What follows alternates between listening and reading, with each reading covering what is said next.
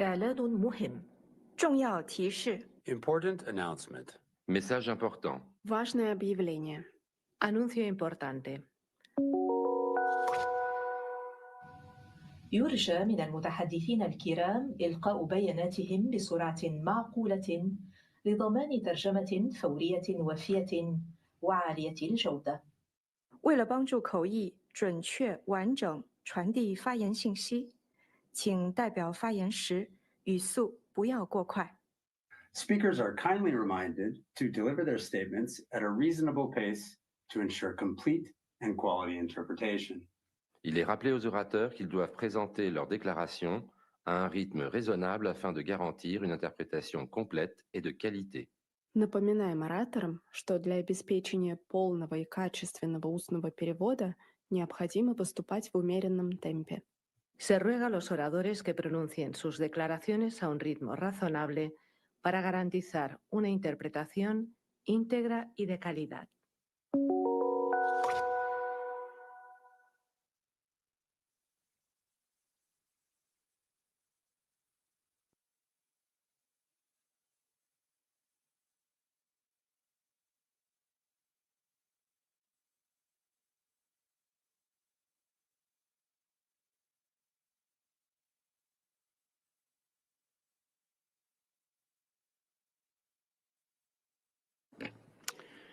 Good afternoon, dear colleagues, excellencies, distinguished participants. I hereby declare open the 30th meeting of the 59th session of the Human Rights Council. We will now continue with the interactive dialogue on the oral update of the independent expert on the situation of human rights in the Central African Republic. And we will resume the list of speakers. So now I invite the delegation of Cameroon, please. Monsieur le Président, Cameroon thanks the independent expert for the oral update. My country commends the ongoing efforts by the Central African authorities to promote peace, protect human rights, and restore state authority throughout the country in a context still marked by many challenges. We note the progress made in the context of the political agreement for peace and reconciliation, the reform of the security sector, and initiatives for transitional justice.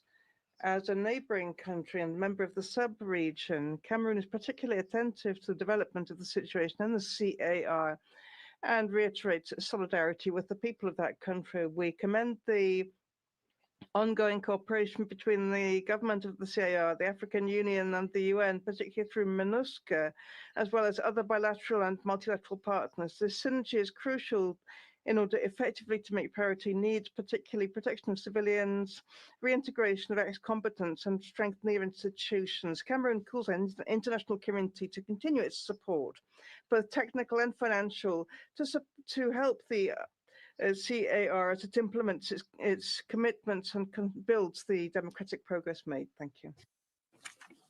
Je vous remercie maintenant. Thank you. I call on South Sudan. Mr. Vice President, South Sudan takes notes of the oral update of the independent expert on the situation of human rights in the Central African Republic. Despite facing significant challenges, the Central African Republic has made encouraging strides in promoting and protecting human rights and fostering national reconciliation, demonstrating a clear commitment to building a more inclusive and human rights respective society. South Sudan, as a neighboring country, acknowledges the progress made by the government of the Central African Republic in implementing aspects of the political agreement for peace and reconciliation, and commends the ongoing efforts towards strengthening democratic institutions and transition justice, including its steadfast commitment to the Special Criminal Court and other accountability mechanisms aimed at combating impunity. We call upon the Human Rights Council and international community to maintain its support to the Central African Republic through providing technical assistance and capacity building to strengthen national institutions, enhance the rule of law, and to promote sustainable peace and development in the country. Thank you, Mr. Vice President. Thank you, Ambassador. Now I will give the floor to the delegation of Slovenia. Thank you, Mr. Vice President. Slovenia aligns itself with the EU statement. We thank the independent expert for the update of the human rights situation in the Central African Republic. Slovenia welcomes the recent ceasefire agreement reached with the 3R and the UPC and the return to the political agreement which must be implemented. We reiterate our support for the MINUSCA and their vital role in the stabilization process in the Central African Republic. The human rights situation in the country remains deeply worrying. We are concerned by the persistent violations of international humanitarian and human rights law, including grave violations against children and sexual and gender-based violence. Slovenia welcomes the intensified efforts by the government of the Central African Republic to prepare for the upcoming local elections. We particularly commend initiatives aimed at increasing women's participation in the electoral process. We encourage the government to ensure open and free political space and uphold the freedoms of expression, peaceful assembly and association. Mr. Agbece, ensuring accountability for serious violations and abuses of human rights and international humanitarian law is essential to the peace process and the long-term stabilization. How can the international community best help to address the challenges faced by the Special Criminal Court? I thank you. I thank you. Now I invite the delegation of Morocco. Je vous remercie, Monsieur. Thank you, Vice President. My delegation reiterates its full support to the efforts by the Central African Republic to ensure lasting peace and security. Morocco has already stood with that country in its efforts, ensuring carrying out the presidency of the CAR in the Commission on Peace Building of the United Nations and deploying blue helmets within MINUSCA. Morocco welcomes the measures taken by the Central African government to hold local elections, a unique opportunity to promote local governance, make progress on decentralization and just ensure an effective state presence. We also welcome the adoption of the National Development Plan to 2028, an important stage in moving to lasting peace and stability. Morocco commends the efforts by the OHCHR in the CAR, especially through supports to technical assistance and capacity building. We reiterate the importance for the international community of continuing support to stabilization in the CAR. It must continue to mobilize the necessary financial and technical resources to provide adequate support to the efforts by that government. Thank you. Je vous remercie. Maintenant, je passe la... Thank you. I call on the UK. Thank you, Mr. Vice President. We thank the independent expert for his update and welcome the Central African Republic's continued cooperation with his mandate. As the Central African Republic continues to strengthen its human rights framework, we welcome the appointment of 11 new commissioners of the Truth, Justice, Reparation and Reconciliation Commission, and we encourage a timely resumption of the Commission's activities. However, we remain alarmed that reports of human rights violations and abuses continue to increase across the country, and we reiterate our call for the Central African Republic to initiate court proceedings to hold to account members of armed groups accused of human rights violations and abuses. Holding credible and secure local elections is a crucial step to strengthen local governance ahead of presidential and legislative elections next year. The UK strongly encourages Central African Republic to protect civil and political human rights throughout the electoral period.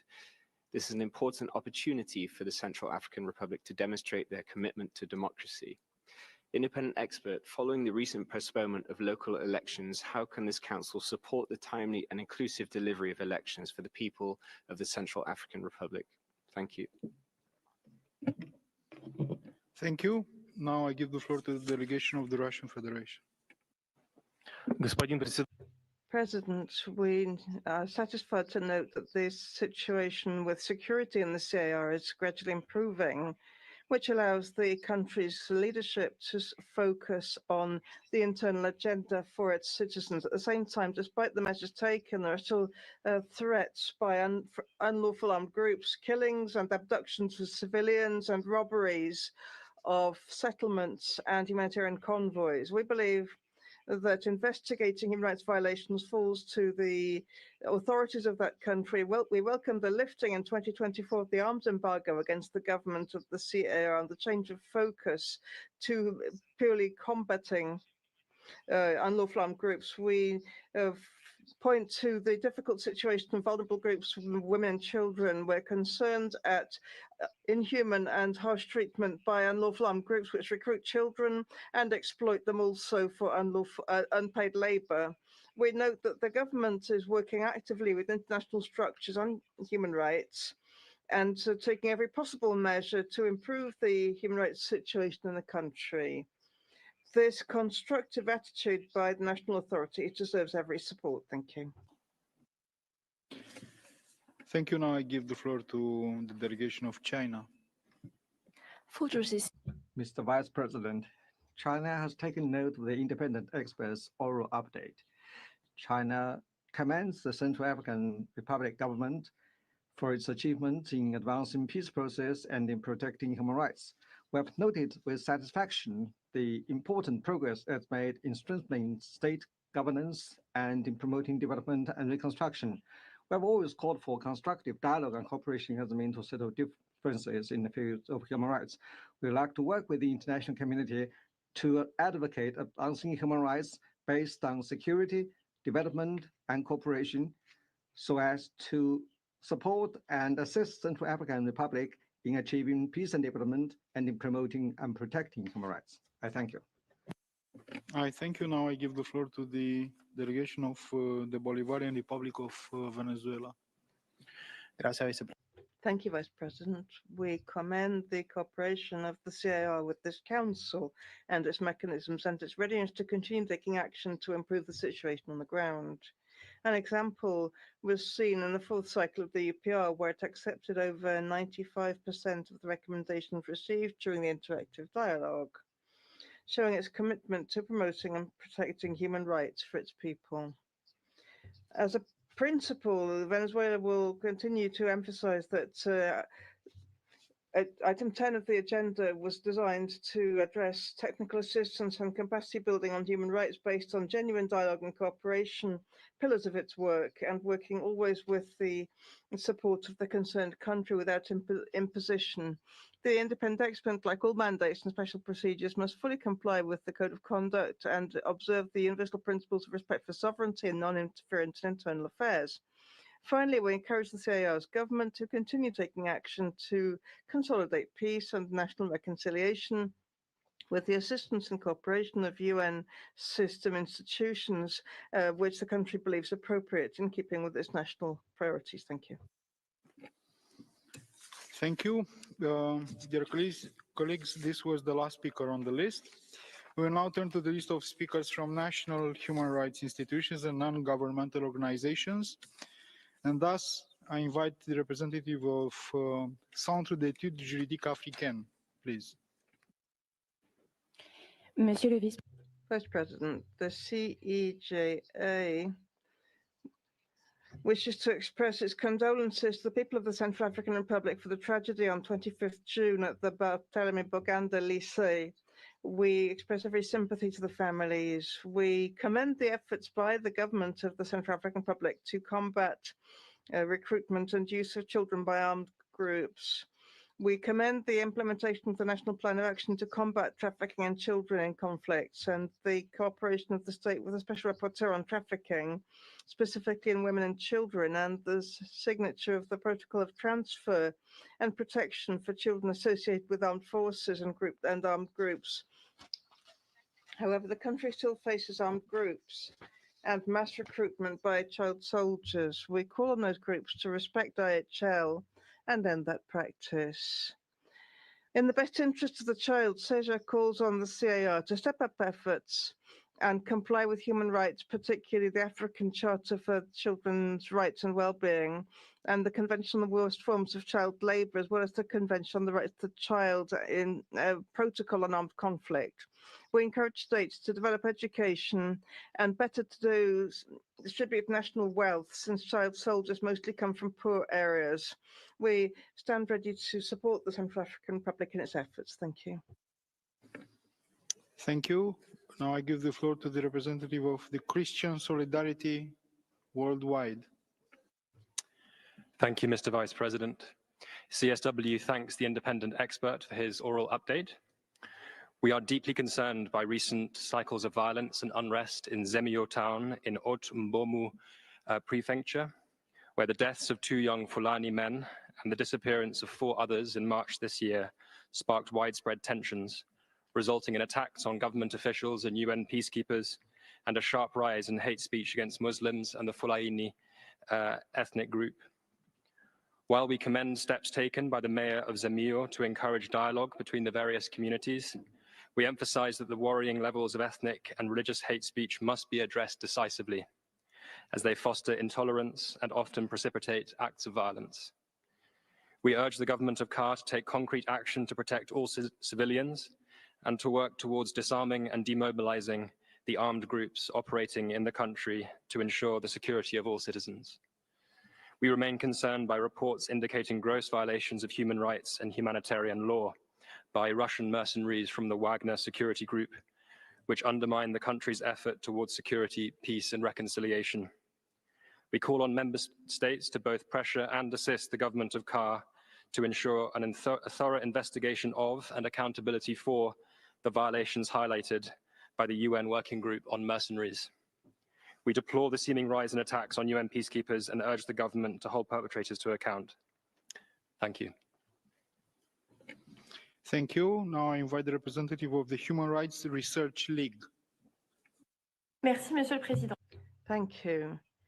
Security, stability, and reconstruction are legitimate goals, but they cannot be achieved at the price of human lives. In the CAR, these fundamental principles are undermined by 2 problems: foreign interference and authoritarian concentration of power. Since 2020, the government has progressively aligned with the interests of Russia, allowing Russian mercenaries to manage part of internal security. This dangerous outsourcing of sovereign power has led to dreadful consequences for civilians, and the country is fragile within. The constitutional reform of 2023 removed the limit on presidential mandates to the detriment of institutions, with illegal revocation of the presidency of the Constitutional Court and instrumentalization of the law. Municipal elections in August 2025 are a turning point. They'll be the first time since independence that the Central African people freely elect their local representatives, but the process is threatened by repeated delays and dubious legal exceptions. We call on the international community, including the Council, not to remain silent. It is crucial to ensure transparent, safe, inclusive elections, demilitarize the uncontrollable foreign forces, and restore a national army that serves the people, ending impunity for the perpetrators of violations, be they nationals or foreigners. Thank you. I give the floor to the representative of Interfaith International. Monsieur le Vice. Thank you, Vice President. We thank the independent expert for the oral update and note the concerns and the recommendations that can contribute to the recovery of the CAR from the many crises. Our organization notes that some progress has been made in disarmament and demobilization, but the security situation remains fragile in many towns and regions. Armed violence and the economic recession have damaged the living standards of the vulnerable population.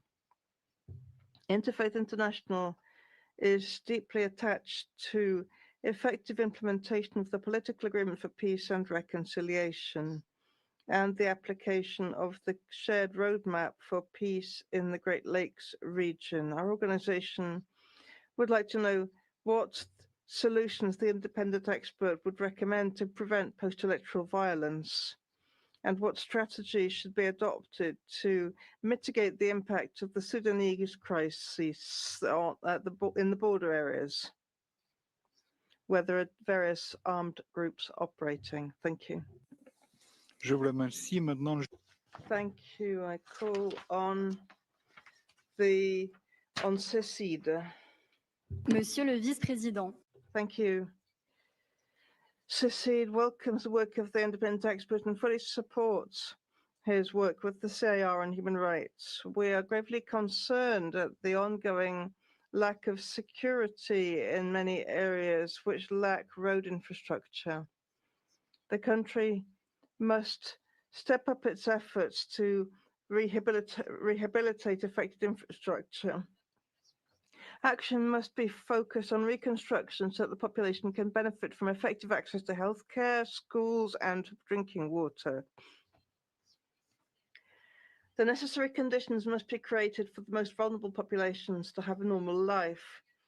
CICID is also concerned that the ongoing activities by transnational crime networks, which continue to finance and supply the various armed groups that are pillaging the country. We call on the international community to support the CAR in order that it may restore effective state control throughout its territory. Thank you. Moi, je vous remercie. Maintenant, je... Thank you. I call on Reformaf.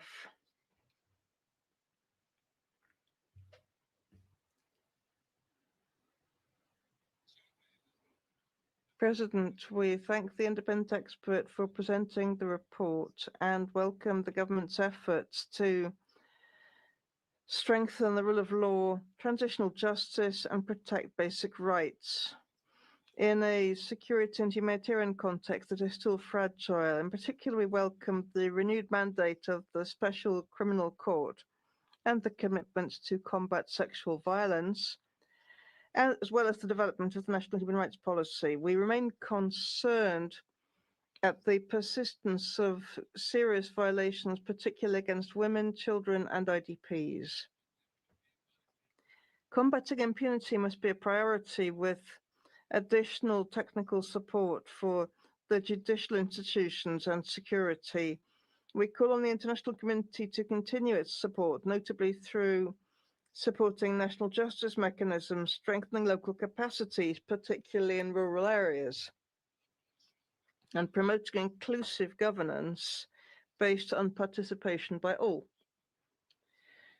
In conclusion, we encourage the authorities of the CAR to ensure implementation of the recommendations from the UPR and continue cooperating constructively with the Human Rights Council's mechanisms. Thank you. Je vous remercie. Maintenant, je passe... Thank you. I call on Mauna Association for Human Rights and Immigration. Thank you. We thank the independent expert for his effort and insightful oral update on the human rights situation in the Central African Republic. The ongoing instability, conflict, and grave human rights violations in the CAR can be traced back to over a decade, and we remain deeply concerned by its fragile security situation. In this light, the civilians of the Central African Republic must be guaranteed of their right to social protection and provided with the opportunities, facilities, and means to develop physically, psychologically, and spiritually under conditions of freedom and dignity. In a world increasingly plagued by the atrocities of war and geopolitical instability, it must be a global priority for individuals to be entitled to their fundamental human rights and freedoms. In fact, the security situation remains alarming. Children and women will continue to be victims of violence perpetrated by armed groups. The children of the CAR must be allowed to learn, grow in an atmosphere of affection, security, and most importantly, embellished with dignity. Mauna and the Geneva International Center for Justice emphasize that the rights of Central Africans must not remain mere words, they require concrete action. It is the responsibility of the Council, as well as the international community, to ensure the redoublement of efforts to protect the civilians, ensure accountability for all violations, and promote justice in the Central African Republic. Moreover, we also call for the full implementation of the peace agreement. Thank you. Je vous remercie. Thank you. I call on Rado.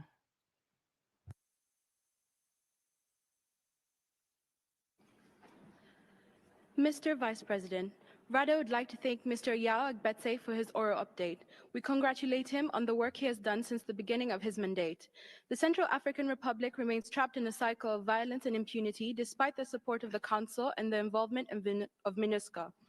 Rado strongly condemns the attack perpetrated by Sudanese armed elements against the MINUSCA in Bakaya last month, in which a Zambian peacekeeper was killed. Our organization presents its sincere condolences to the UN and the people of Zambia. Today, armed groups continue to commit atrocities, killings, torture, arbitrary arrests, and most distressingly, widespread sexual and gender-based violence against women and children. Judicial mechanisms remain weak and perpetrators frequently evade justice. Transitional justice efforts have been inadequate. The Special Criminal Court and Truth Commission face dysfunction, underfunding, and political interference. Insecurity and limited access to rural areas further undermine justice and protection for victims. We remain concerned about the vulnerability of women victims of sexual violence who face stigma, inadequate legal protection, and limited access to care, highlighting the urgent need for stronger safeguards and accountability. Where is the justice for survivors? Why aren't perpetrators held accountable? Why isn't the zero tolerance policy enforced? How can we ensure protection and support for female victims, civil societies, and human rights defenders? The CAR's future depends on ending impunity now. Let us commit to concrete action and restore dignity to all victims in the Central African Republic. I thank you, Mr. Vice President. I thank you, and now I invite the representative of the International Organization for the Elimination of All Forms of Racial Discrimination. Thank you, Mr. President. We welcome the oral update by the independent expert on the human rights situation in the Central African Republic. It is with deep concern that we note the continued violence by armed groups, which continues to terrorize the civilian population and obstruct prospects for peace.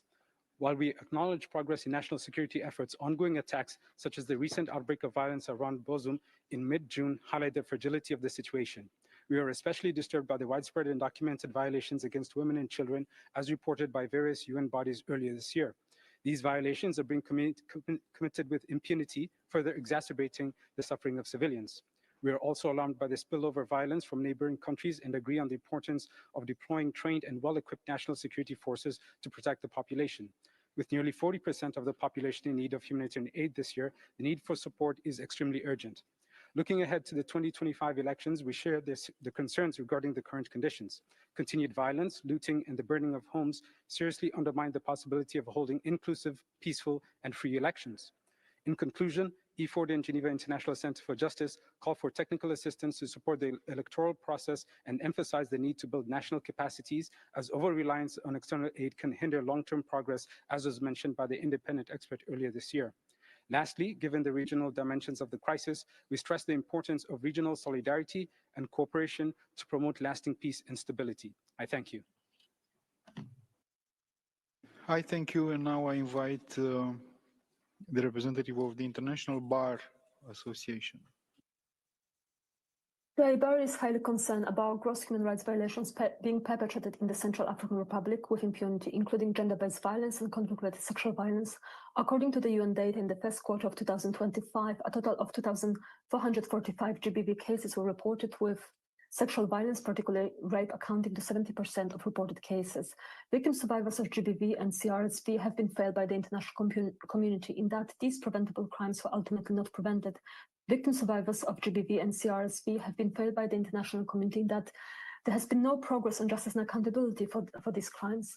Now, victims, survivors of these crimes have been failed by the international community as they are left behind, with humanitarian assistance being slashed due to foreign aid cuts. Life-saving programs have been terminated as a result. The IBAR is further concerned about the worsening insecurity in parts of the country, including in areas near the border with Sudan, where violence and displacement have surged in recent months as a result of the civil war in Sudan. Sexual violence, trafficking, and forced marriages are rising at an alarming rate, particularly in displacement camps and areas controlled by armed groups. The IBAR calls upon this council to support with all possible means CAR in ensuring that all cases of gross human rights violations, including GBV and CRSV, are investigated, prosecuted, assist CAR in building capacities to support victim survivors of GBV and CRSV, including addressing their physical and psychological needs and addressing the gaps in funding for life-saving assistance. I thank you. Okay, dear colleagues, this was the last speaker we were able to accommodate for this dialogue. And now I will give the floor to Mr. Yao Agbetse for his concluding remarks. Sir, you have 2 minutes and 40 seconds. Merci, Monsieur. Thank you, Vice President. I thank all delegations who have spoken. There were a number of questions asked, particularly regarding possible support by the international community to the elections. And I would recall that the legislative and presidential elections were planned for this year and must be held within the established time frame established by the Constitution. If they were not held in that time frame, then that would cause grave difficulties with a risk of political crisis. The international community can therefore help and support the CAR to carry out structural reforms within the National Elections Authority to strengthen its strategic, structural and organizational capacities and provide the necessary financial resources to complement the electoral budget. As regards the elections, it's also important, as does MINUSCA already, to step up the support for the security of the elections. Support by the international community to the Special Criminal Court now. I believe that the US decision not to provide financial support to certain sectors will have an impact, and states must mobilize to ensure that financing is guaranteed for the ongoing functioning of that court. As I mentioned, it's also important for the international community to provide the court with reparation funds in order to continue fighting impunity and provide the necessary reparations on violence in the electoral context. It's important, once again, to prevent that by raising awareness, particularly as regards women's participation by IDPs and refugees. These are concerns that I've raised with the authorities repeatedly, and I believe that humanitarian partners can help the country to ensure the return process for persons outside the country can continue and allow them to contribute to the democratic process. The CAR, I recall, for the implementation of its national human rights strategy needs international support. The recommendations of 2024 by CEDAW and in the context of the UPR need to be integrated in national policy, and the international community needs to stand with the CAR and support that implementation. I also recall the importance of these reforms, the law of the 2017 25th April law be accelerated so that the Court of Human Rights and Fundamental Freedoms can have the necessary tools to carry out its mandate. Thank you. Merci. This, dear colleagues, brings us to the end of the interactive dialogue, and I wish to thank Mr. Yao Agbetse for his participation today. And now I suggest to jump directly to the next presentation, which is on the report of the High Commissioner on cooperation with Georgia. We will now proceed with the presentation of the report of the High Commissioner on technical cooperation with Georgia. I have the honor to give the floor to Miss Marit Kohoron-Sherif, Director of the Global Operations Division of the OHCHR, to present the report. Madam, you have the floor, please. Thank you, Mr. Vice President. Excellencies, participants, I have the honor to present the report on cooperation with Georgia, contained in document A/HRC/59/66, as requested by Resolution 5733 of this Council. The report contains information on key human rights developments between 1 June 2023 and 31 December 2024. An assessment which forms the basis of the technical assistance provided by OHCHR's Senior Human Rights Advisor and team in Georgia to the government and other institutions. The report also covers human rights issues and challenges in Abkhazia, Georgia, and the Chkinvali region, South Ossetia, Georgia, as requested by the Human Rights Council. We thank Georgia for hosting OHCHR's presence in the country and for continuing cooperation. As part of our engagement with Georgia, we note a series of recent legislative and political developments that may have significant negative implications for human rights and democratic governance in Georgia. These include the law on transparency of foreign influence, which risks restricting civic space and limiting freedoms of expression and association. Similarly, the law on family values and the protection of minors may promote hate speech, intolerance, and misinformation, potentially undermining a wide range of human rights. Additionally, amendments introduced in December 2024 impose new restrictions on protest activities, potentially conflicting with Georgia's international human rights obligations. We are also concerned by the expedited adoption of restrictive laws, amendments, and regulations passed by Parliament throughout the year, including recent amendments to the law on grants. These legislative processes have not only lacked public consultation and transparency, but also amplify existing risks to freedom of expression, association, equality and civic space, and political pluralism. We are concerned by allegations of politically motivated persecution of opposition leaders.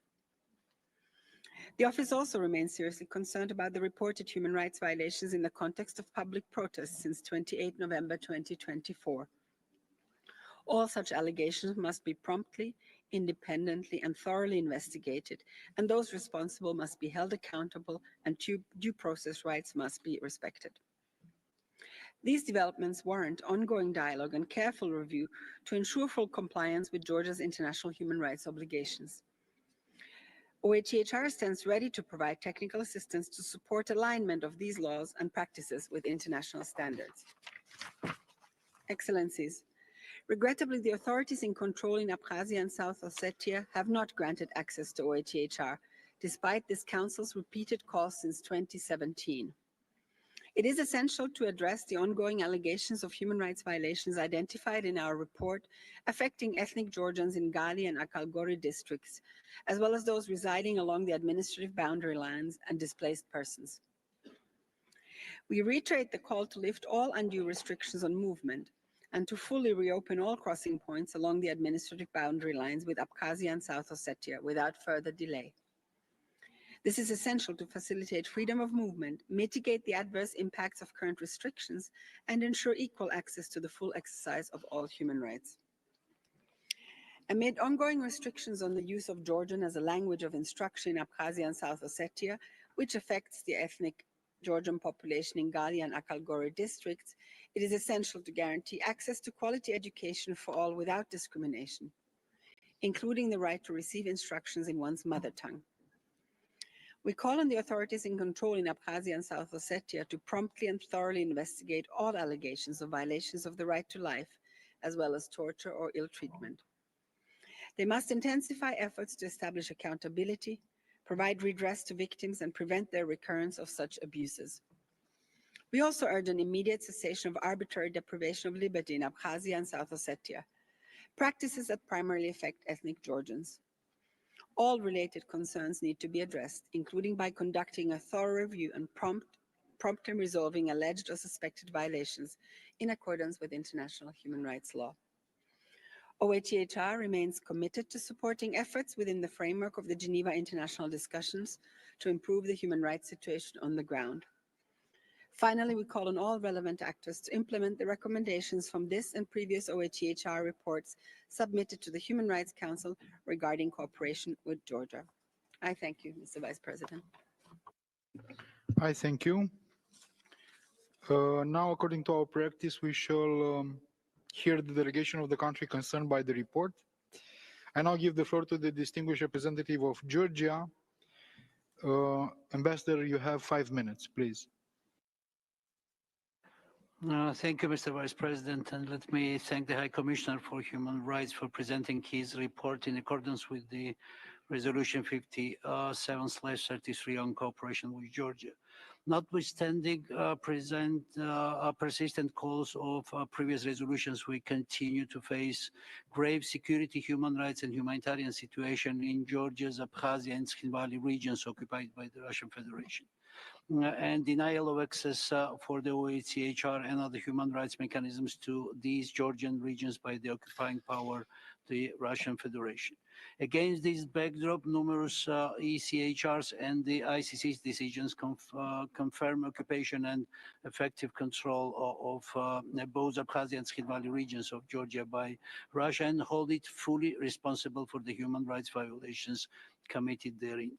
As duly stressed in the report of the High Commissioner, the human rights and humanitarian situation in occupied regions include violations of the rights to life, torture and ill treatment, arbitrary detention, violations of property rights, violations of the right to receive an education in native languages, restrictions of freedom of movement, and discrimination on ethnic grounds. The report notes that in contrast to previous years, the use of detention has reportedly become harsher and punitive in Russian-occupied territories of Georgia.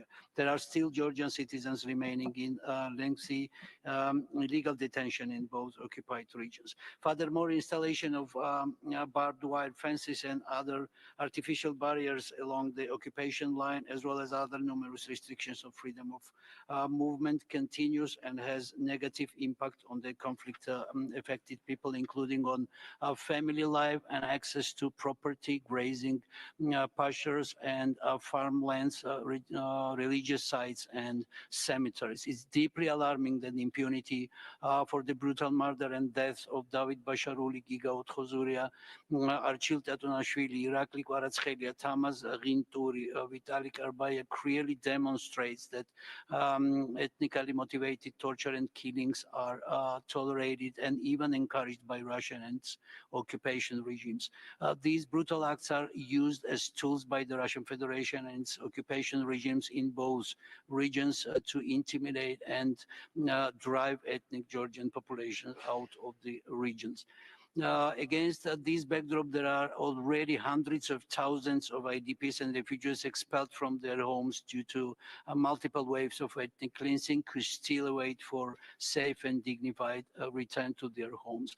The root cause of all this is an ongoing Russian illegal occupation and military presence in Georgia's Abkhazia and Skhin Valley regions. Recent statements made by Russia high officials indicate intentions to transform the Abkhazia region into a Russian military base.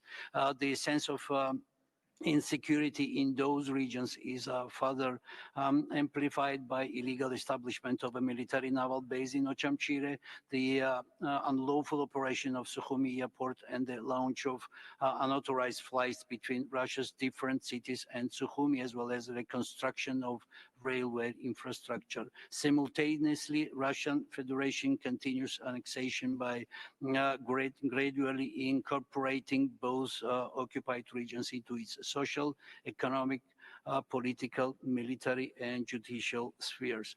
Mr. President, all the above mentioned clearly demonstrates the urgent need of keeping the issue of occupation of Georgia's regions and grave human rights violations by Russia high on the international agenda. Only through a strong and consistent stance from the international community we can ensure that Russia, the state exercising effective control over Abkhazia and Skhin Valley regions of Georgia, as attested by the decisions of the ECHR and ICC, fulfills the international obligations under the EU-mediated 12 August 2008 ceasefire agreement, ceases human rights violations therein, and ensures immediate and unhindered access for the OHCHR and other human rights mechanisms to both occupied regions. To conclude, Georgia stands ready to continue its active cooperation with the OHCHR and engagement in this council. Thank you. Thank you, Ambassador. 5 minutes. شكرا سيادة السفير. أصحاب السعادة أيها السيدات والسادة، بذلك انتهى The consideration of agenda item 10. We will now take a short break before starting to take action on the draft resolutions. Thank you.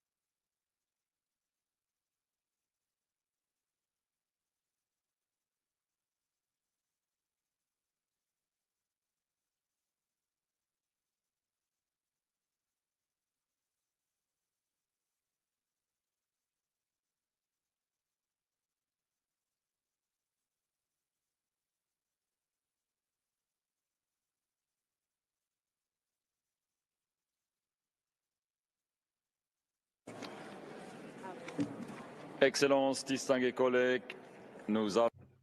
Excellencies, distinguished colleagues, we shall now start consideration of the draft resolutions and decisions. We shall first test the voting system so that members can familiarize themselves with it. When I invite the Secretariat to activate the voting machine, the lights on the voting buttons will start to flash. To vote yes, press the green button. To press no, to vote no, press the red button, and to abstain, press the white button, the 0. I now call on all representatives in their seats with a vote sticker to carry out this test by pressing the relevant buttons.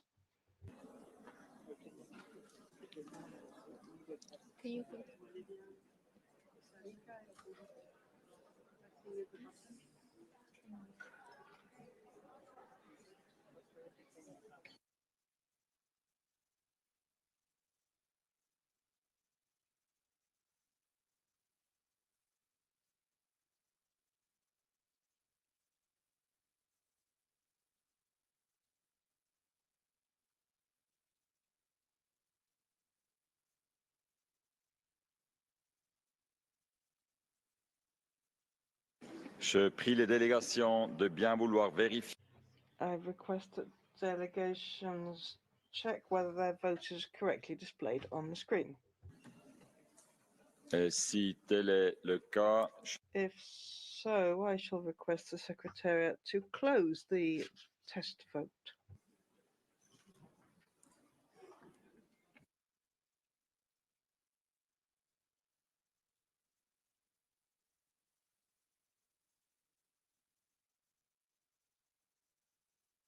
merci. Nous allons à présent Thank you. We shall now move to considering the draft resolutions following the standard voting procedure as applied at previous sessions of the Council.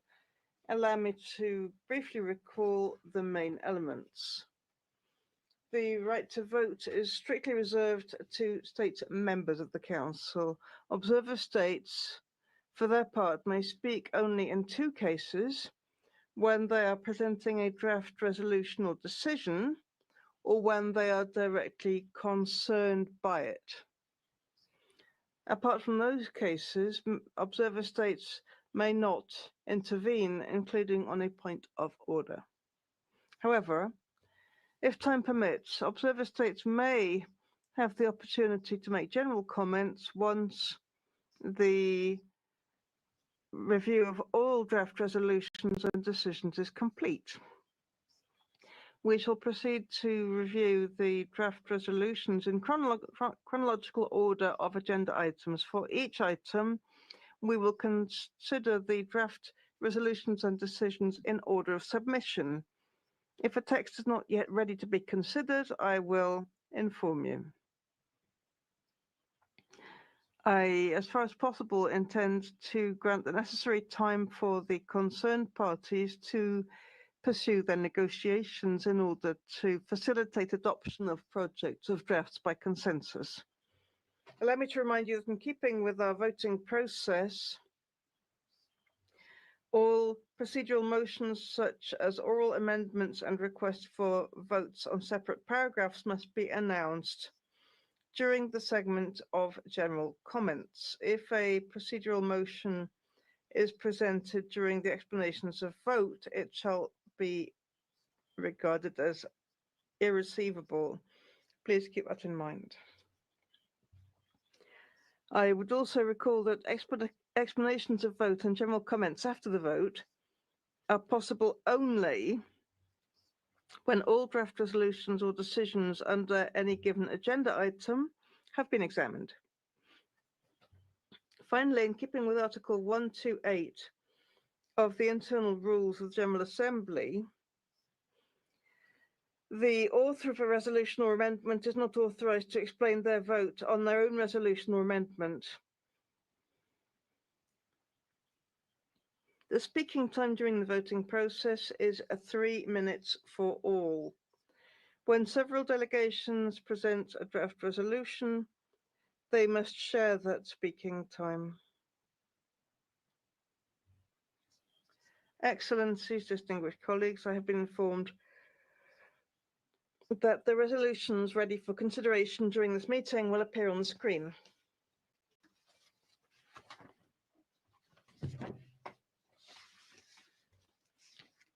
They are now on the screen. In light of the current situation and discussions, let me draw your attention to the issue of the financial implications of the decisions we are about to take. In HRC 58, I was reading out the expected costs related to each of our decisions, the famous program budget implications, or PBIs. Those figures were also posted to the extranet.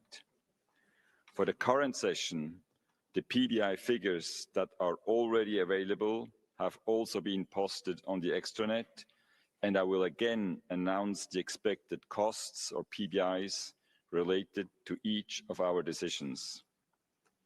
In addition, and to increase transparency, I will state whether these costs have already been budgeted by OHCHR for 2026, based on earlier decisions by the Council, or whether they have to be added to the 2026 budget based on new activities and mandates decided by the Council. Let me remind you that PBI figures are an estimate which will need to go through the normal budget review and approval processes in New York, namely with the ACABQ and the Fifth Committee. Let me also remind you that in light of the liquidity situation facing the United Nations as a whole, any budgeted and approved budget allocation does not guarantee the availability of the requested resources. The Council will now consider draft proposal L1 Ref 1, entitled Discontinuation of the Mandate of Special Rapporteur on the Situation of Human Rights in Eritrea. I give the floor to the representative of Eritrea to introduce the draft text. You have the floor. Mr. President, I am honored to present draft resolution A/HRC/59/L1 titled Discontinuation of the Mandate of the Special Rapporteur on the Situation of Human Rights in Eritrea. This resolution is founded on core principles of the UN Charter, sovereign equality and non-intervention, and respect for territorial integrity. It reaffirms each state's primary duty to promote and protect its citizens' human rights, emphasizing the importance of impartiality, objectivity, and non-selectivity, fundamental tenets of this Council. After more than 13 years, this mandate has clearly outlived its political relevance. We propose its discontinuation not as an act of retreat or denial, but as a necessary step to restore the integrity and balance of the Council methods. Let me be clear. This is neither an attempt to undermine the Council nor an attack on the accountability or human rights. Such claims are misleading. Rather, this is a call to return to fairness, consistency, and respectful engagement grounded in international law. Eritrea remains committed to the multilateral human rights framework. The resolution encourages Eritrea's continued cooperation with all international human rights mechanisms, including the Universal Periodic Review, treaty bodies, and special procedures, as well as Office of the High Commissioner for Human Rights. It also acknowledges an often overlooked truth. Eritrea's gaps are not systemic, but context-specific capacity constraints common to many developing countries. These gaps require tailored, non-politicized support, not the continuation of an outdated mandate. To address this, the draft resolution requires that the OHCHR provide technical assistance and capacity building support in mutually agreed areas under Agenda Item 10, including through the OHCHR multi-country office in Nairobi. Eritrea has consistently expressed its willingness to engage constructively in this manner. Our detractors have argued this resolution sets a dangerous precedent. We respectfully disagree. What is truly dangerous is the normalization of indefinite mandates that are disconnected from evolving realities. It is dangerous to deny the Council the opportunity to evolve, recalibrate, and act with consistency and integrity. This resolution is balanced, forward-looking, and principled. It challenges the status quo not to weaken the Council, but to strengthen its credibility. It calls for a transition from politicized scrutiny to genuine partnership, from selectivity to fairness, and from imposed narratives to constructive dialogue. We invite all delegations to consider this proposal on its merits and support it in the interest of consistency, cooperation, and institutional capacity. I have been informed by the Secretariat that there are 2 additional co-sponsors. I now give the floor to members of the Council who wish to make general comments.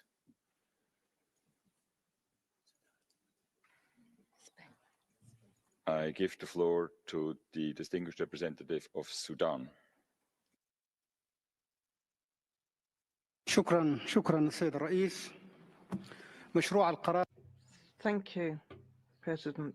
The draft resolution before us reiterates the principles set out in the UN Charter and other reference documents which call for non-interference in the internal affairs of states and the responsibility of countries to cooperate with UN mechanisms to implement resolutions accepted.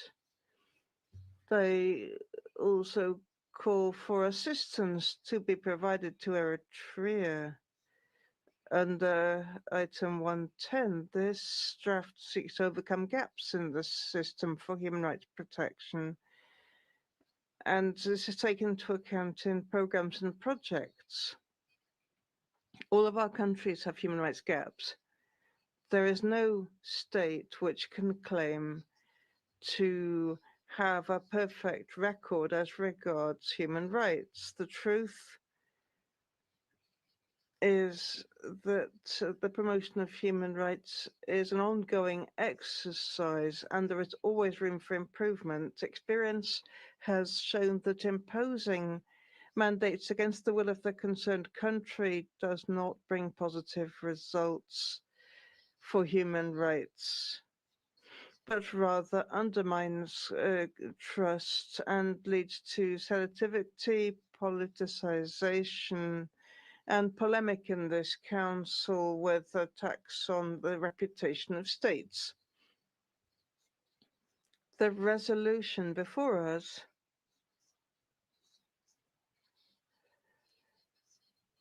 called for impartiality and objectivity and for an end to double standards. The mandate has been in place for 13 years without evaluation of the results. And this does not have the agreement of the concerned country. We call on member states to support this initiative and adopt this draft resolution by consensus without a vote. Thank you. Thank you. I give the floor to the distinguished representative of Spain. Gracias, señor.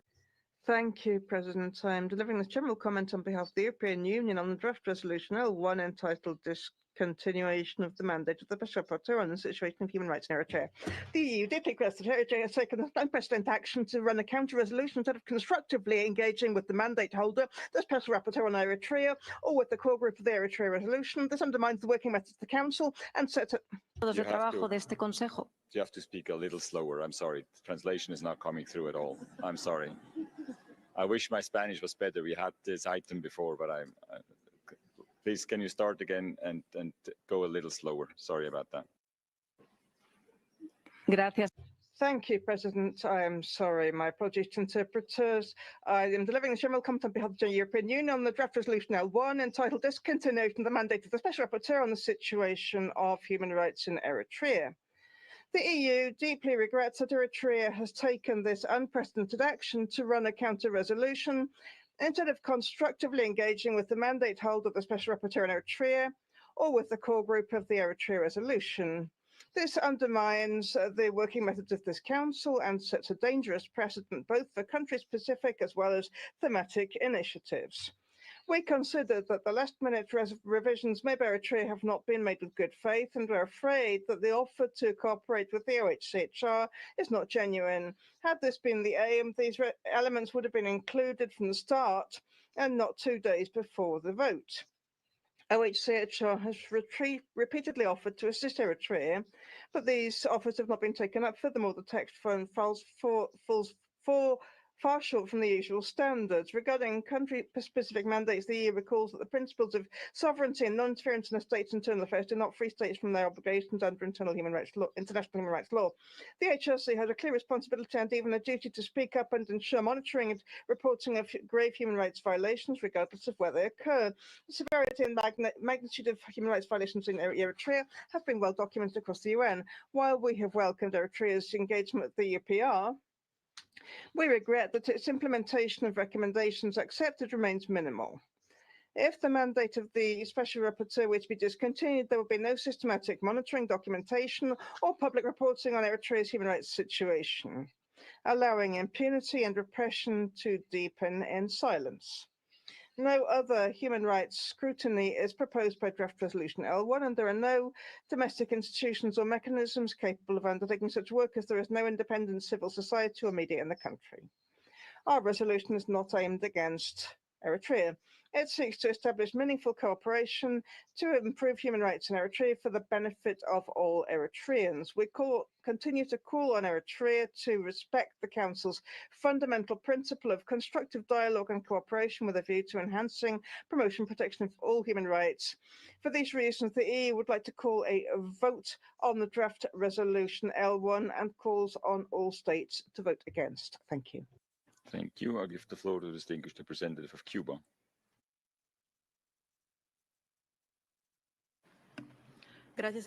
Thank you, President. Good afternoon.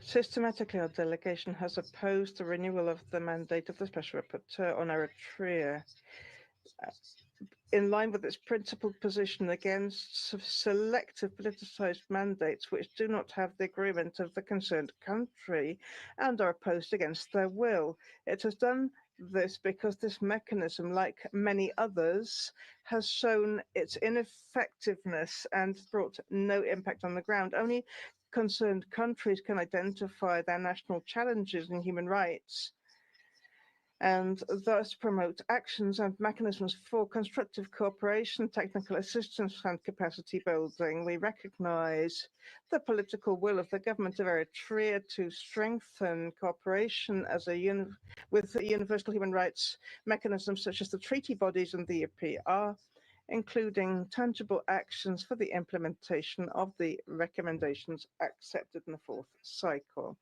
We value their sovereign request to strengthen cooperation and mutually beneficial exchange with the OHCHR, including through the regional office in Nairobi. The efforts and the scant resources of the Council should not be invested in confrontation, stigmatizing certain countries which have given priority to defending their sovereignty, independence, right to self-determination, and non-subordination to the interests of the great powers.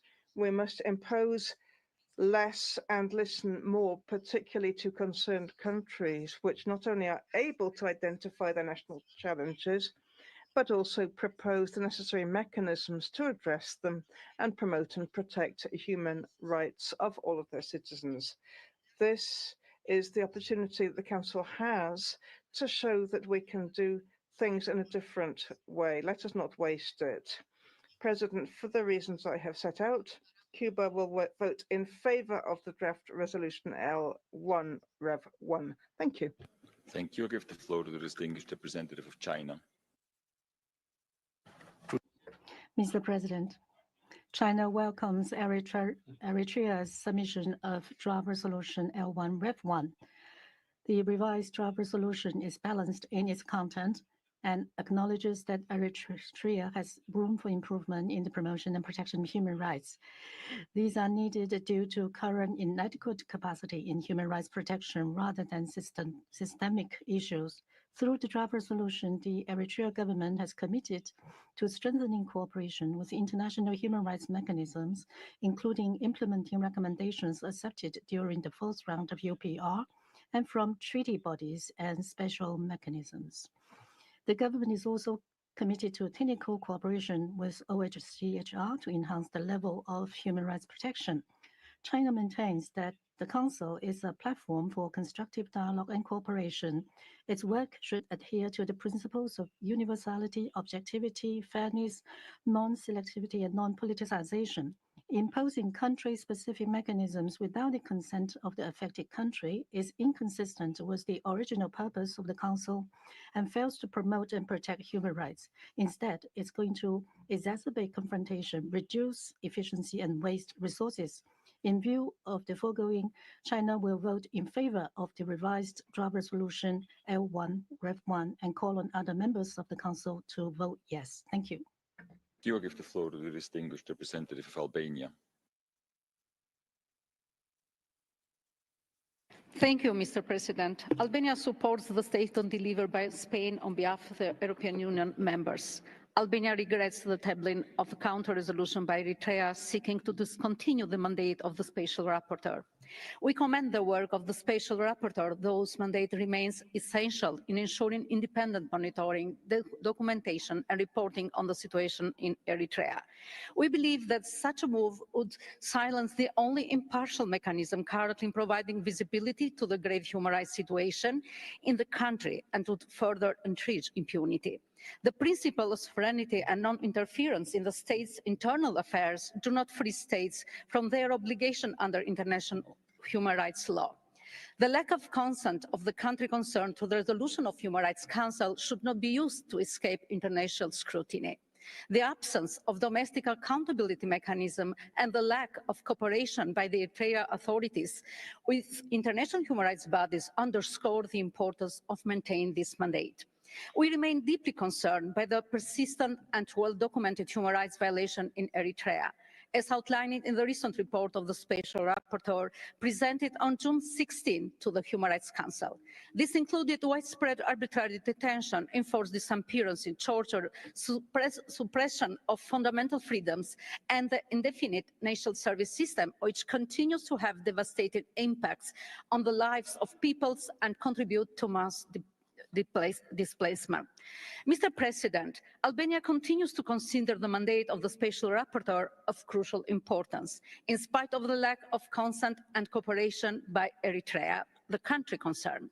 We believe the Special Rapporteur work is essential to support victims and to ensure sustainable push for accountability and reforms in the context where no domestic avenues for justice or redress exist. Finally, Albania will vote against the draft resolution presented by Eritrea, and we urge all member states to do the same. I thank you. Thank you. I give the floor to the distinguished representative of Iceland. Thank you, Mr. President. Iceland believes that counter-resolution L1 Rev 1 sets a dangerous precedent for the working methods of the Council and the mandates it adopts, be they country-specific or thematic. We recall the principles of constructive cooperation for the promotion and protection of human rights. Accountability for human rights violations is imperative for building and sustaining peace. It is the duty of this Council to take action when human rights violations occur. Ideally, this happens with the consent and cooperation of the country concerned. We call on Eritrea to work with any mechanism created by the Council and to provide the Special Rapporteur with access to the country. Further, we encourage engagement with the Office of the High Commissioner. Iceland notes reports of the Special Rapporteur expressing concern over the critical human rights situation in Eritrea, highlighting lack of action towards accountability for reported human rights violations and abuses. Furthermore, Iceland regrets the last-minute revisions by Eritrea. Had technical cooperation been the aim, these elements would have been included from the start and not 2 days before adoption. For these reasons, Iceland believes that the mandate of the Special Rapporteur on Eritrea must be renewed and will vote against L1 Ref 1 and calls on others to do the same. I thank you. Thank you. I don't see any other requests for the floor at this point. I have been informed by the Secretariat that there are PBIs for this draft proposal. The amount of $237,500 will need to be added to the budget. I now give the floor to the members of the Council who wish to make explanations of votes before the vote on the draft proposal. I give the floor to the distinguished representative of the Netherlands. Thank you, Mr. President. The title of the draft resolution L1, which is under consideration now, says it all. Discontinuation of the mandate of the Special Rapporteur on the situation of human rights in Eritrea.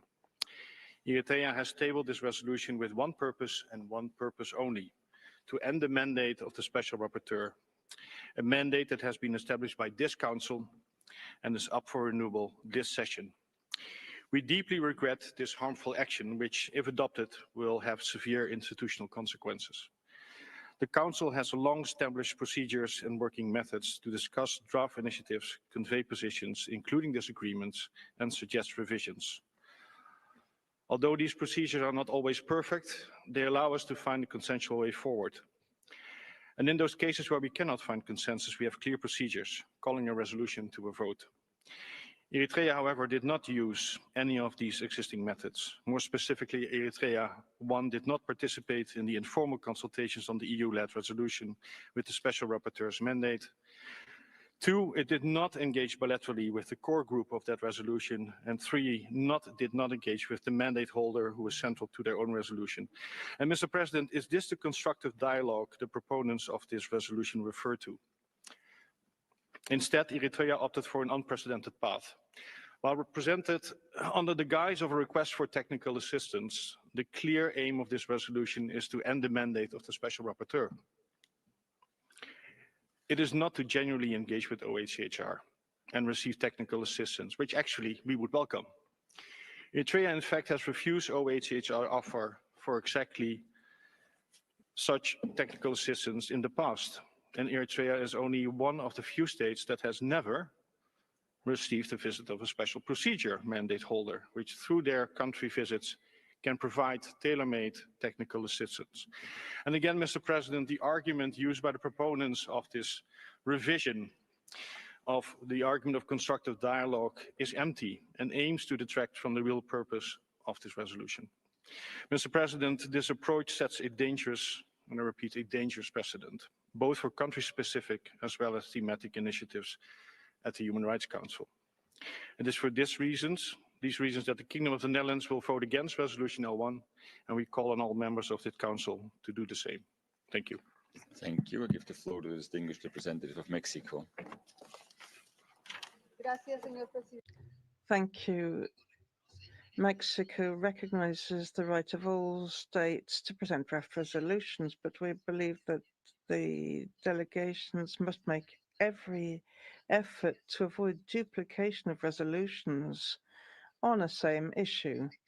In this case, there's already a draft resolution on the mandate before the Council every year, where delegations can express their readiness to renew or not the mandate of the Special Rapporteur, voting for or against.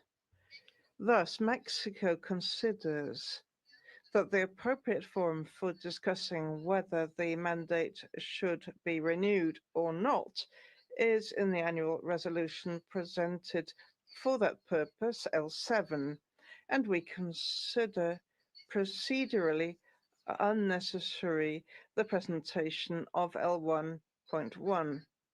Thus, Mexico will vote against draft L11 Rev 1 and calls on all involved parties to dialogue constructively. Thank you. Thank you. Give the floor to the distinguished representative of Brazil. Thank you, Mr. President. Brazil continues to follow the human rights situation in Eritrea with great attention. We commend the participation of Eritrea at the Universal Periodic Review, the ratification of the Convention on the Rights of Persons with Disabilities, and the reported progress on economic and social rights. However, Brazil will vote against this resolution because we believe that extending the mandate of the Special Rapporteur on the situation of human rights in Eritrea can contribute to addressing the ongoing challenges in the human rights situation in that country. Brazil encourages greater cooperation by the Eritrean government with the Office of the High Commissioner and the Human Rights Council mechanisms as a necessary step before considering any changes to the mandate of the Special Rapporteur. I thank you. Thank you. At the request of the delegation of Spain, the Council will now proceed to a recorded vote on draft proposal L1 Ref 1. I now ask the Secretariat to open the voting machine, and I request all delegations to register their vote.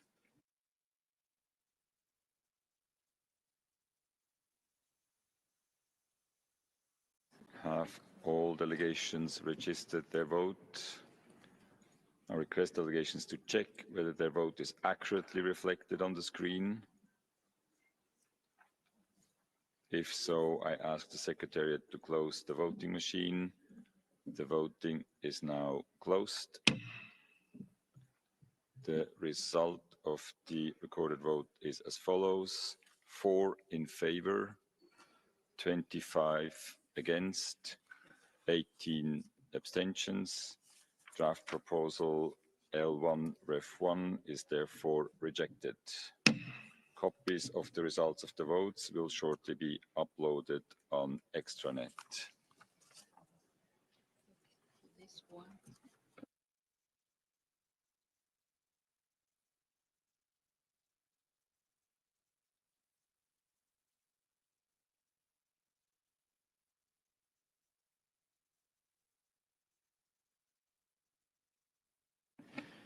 The Council will now consider draft proposal L7 entitled Situation of Human Rights in Eritrea. I give the floor to the representative of Denmark to introduce the draft text. You have the floor.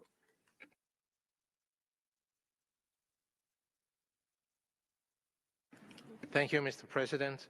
On behalf of the European Union, I have the honor to present draft resolution L7 entitled Situation of Human Rights in Eritrea. This resolution seeks to renew the mandate of the Special Rapporteur for an additional year. As reported by the Special Rapporteur, persistent systematic human rights violations and abuses have continued in Eritrea, including widespread arbitrary detention, enforced disappearances, torture, and other cruel, inhumane, and degrading treatment or punishment, as well as systematic suppression of freedoms of expression, assembly, association, and religion. Eritrea continues to impose an indefinite national service which has been linked to forced labor and other grave human rights violations, and it has also had profound impacts on economic, social, and cultural rights. These violations and abuses take place against the backdrop of continued lack of accountability. There is an urgent need to maintain sustained international scrutiny and engagement on the human rights situation in Eritrea by renewing the Special Rapporteur's mandate. His work is essential to support victims and their families and to ensure sustained efforts towards accountability and reform in a context where no domestic avenues for justice or redress exist. The EU will always keep an open mind and continue to assess the need to continue this mandate, with the hope that through engagement with the Council and mechanisms created by it, ultimately a mandate like this would become redundant. There have been several examples of mandates that have expired in the past, and this has happened thanks to countries engaging with the mechanisms created by HRC, taking concrete steps and implemented reforms to improve their human rights situations. We have not seen this in Eritrea, despite persistent attempts by the mandate holder and the Office of the High Commissioner for Human Rights to do so. Mr. President, the presented text is an outcome of an open, transparent, and inclusive negotiation process. Going forward, we hope to be able to engage further with the country concerned, including following a meeting at senior officials level in Asmara in April, and bilateral dialogue here in Geneva. The presented text also aims to provide the country concerned with another opportunity to establish meaningful cooperation with the UN. We thank all delegations for their cooperation and valuable comments. We hope that this resolution can be adopted by consensus. I thank you. Thank you. I have been informed by the Secretariat that there are 4 additional co-sponsors. I now give the floor to members of the Council who wish to make general comments.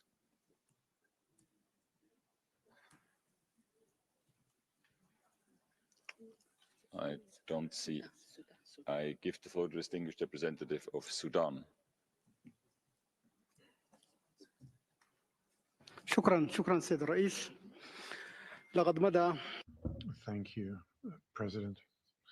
The resolution on the human rights situation in Eritrea dates back to 3 years ago. Since then, we have been each year renewing the document without the consent or blessing of the country itself, which is indicated is ready to cooperate with this body, including on this document. However, this initiative has not met the sufficient agreement. We are happy to see that the resolution mentions progress in Eritrea and the participation in the UPR by Eritrea and its ratification of certain instruments. We consider that this council should carefully consider how it approaches such a mandate, notably in the cases where the country concerns declines the mandate. The automatic renewal of mandates without taking into account the consequences could, in some cases, hinder cooperation by states themselves with this council. In the spirit of cooperation, countries should support each other, but on the basis of consensus. We consider that this council should reconsider the approach that has been taken. We have heard the statement by Eritrea on this issue, and we have taken good note. It is all the more important to take into account the opinion of the country concerned, and this is why we propose an oral amendment to reassess the current mandate. I'll say it in English. Special rapporteur on the situation of human rights in Eritrea has been in place for over 13 years, and recognizing the need to periodically assess the relevance and effectiveness of the all-council mechanism in accordance with institutional building package.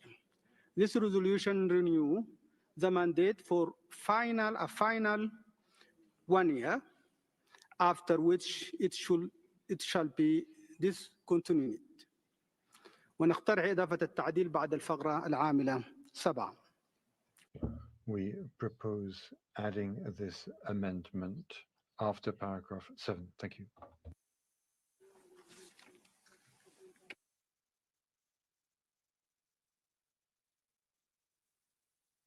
I understand that the delegation of Sudan has proposed an oral amendment to L7. May I ask you to repeat the proposal at dictation speed so the Secretariat and everybody can follow, please? Yes, sir. We could present a written copy of the amendment in written form.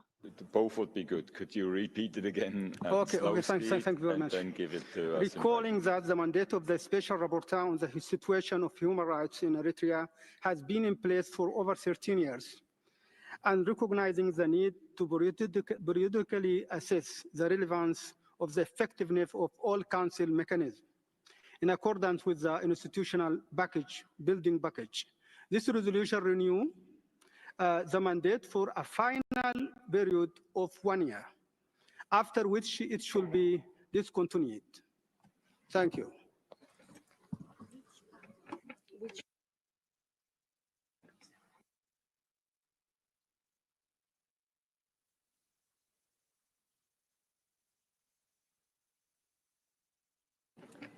Thank you. I'll turn to the delegation of Spain to seek the views of the sponsors of the proposed on the proposed amendments. Delegation of Spain, are you ready to take the floor? Gracias, señor presidente. Thank you. The main sponsors do not support the oral agenda, which seeks to undermine the resolution in line with L1, which was already rejected by vote. We request a vote and call on all members of the Council to vote against the amendment. Thank you. Thank you. Let me clarify the situation and how we go on from here. We will now continue to hear general comments on both draft resolution L7 and the oral amendment just proposed. Then we will proceed to hear explanations of vote and then take action on the amendment. Subsequently, we will take action on the draft text as a whole, as amended or not. At this stage, I give the floor to the delegation of Switzerland.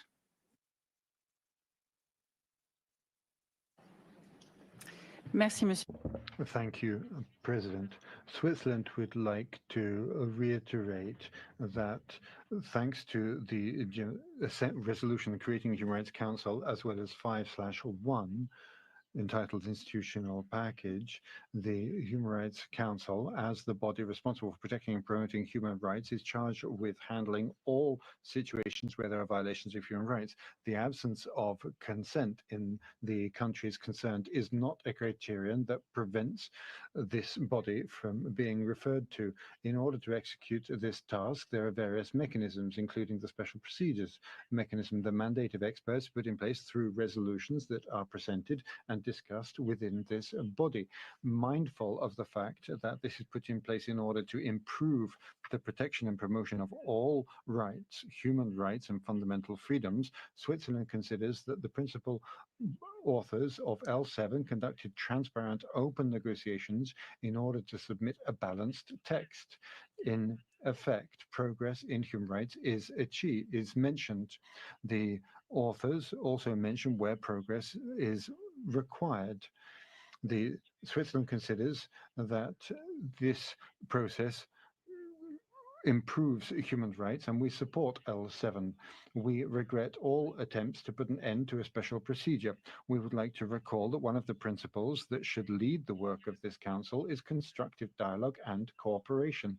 In this sense, we encourage all stakeholders to fully cooperate with this council and its mechanisms in order to guarantee the full integrity and smooth functioning of this body. Thank you. Representative of China. No. Yes. We will move our statements to later stage. Thank you. Thank you. I give the floor to the distinguished representative of North Macedonia.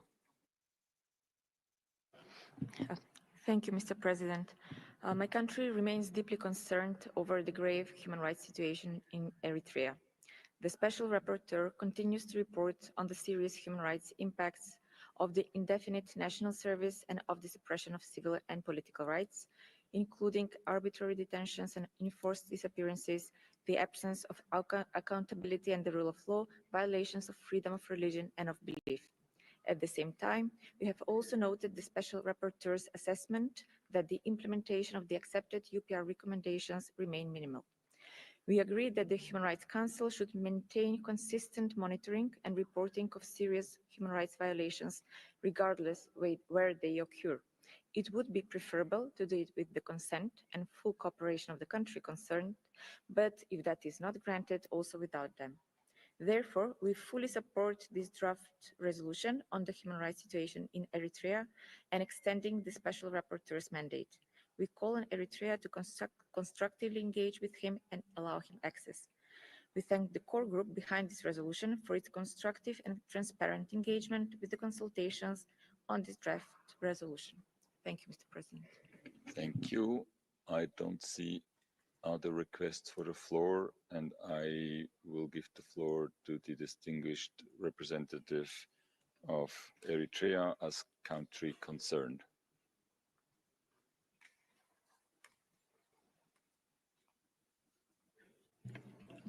Mr. President, Eritrea categorically rejects draft resolution L7 in its entirety. Its fallacious premises, its malicious language, and blatantly politicized agenda it embodies.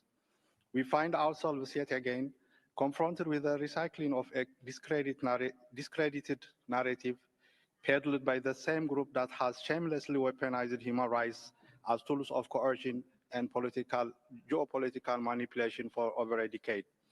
This resolution, thinly veiled in the language of concern, has never been about genuine human rights advancement in Eritrea. It is unequivocally a punitive instrument aimed at undermining a sovereign nation that dares to resist their diktats and refuses to compromise its fundamental principles. The text is repelled with misrepresentations, double standards, and deliberate omissions. The resolution feigns regret over Eritrea's alleged lack of cooperation, yet in a stunning display of incompetence, the same penholder systematically obstructed Eritrea's constructive initiative, which sought cooperation under Item 10 with the Council and the Office of the High Commissioner. This duplicity, driven by a neo-colonial savior mentality complex, sets a dangerous precedent. It is precisely this kind of hypocrisy and sabotage that threatens the credibility and cohesion of this Council. The continued extension of the special rapport's mandate is an affront to reason and justice. This mechanism has long since abandoned any pretense of impartiality or legitimacy.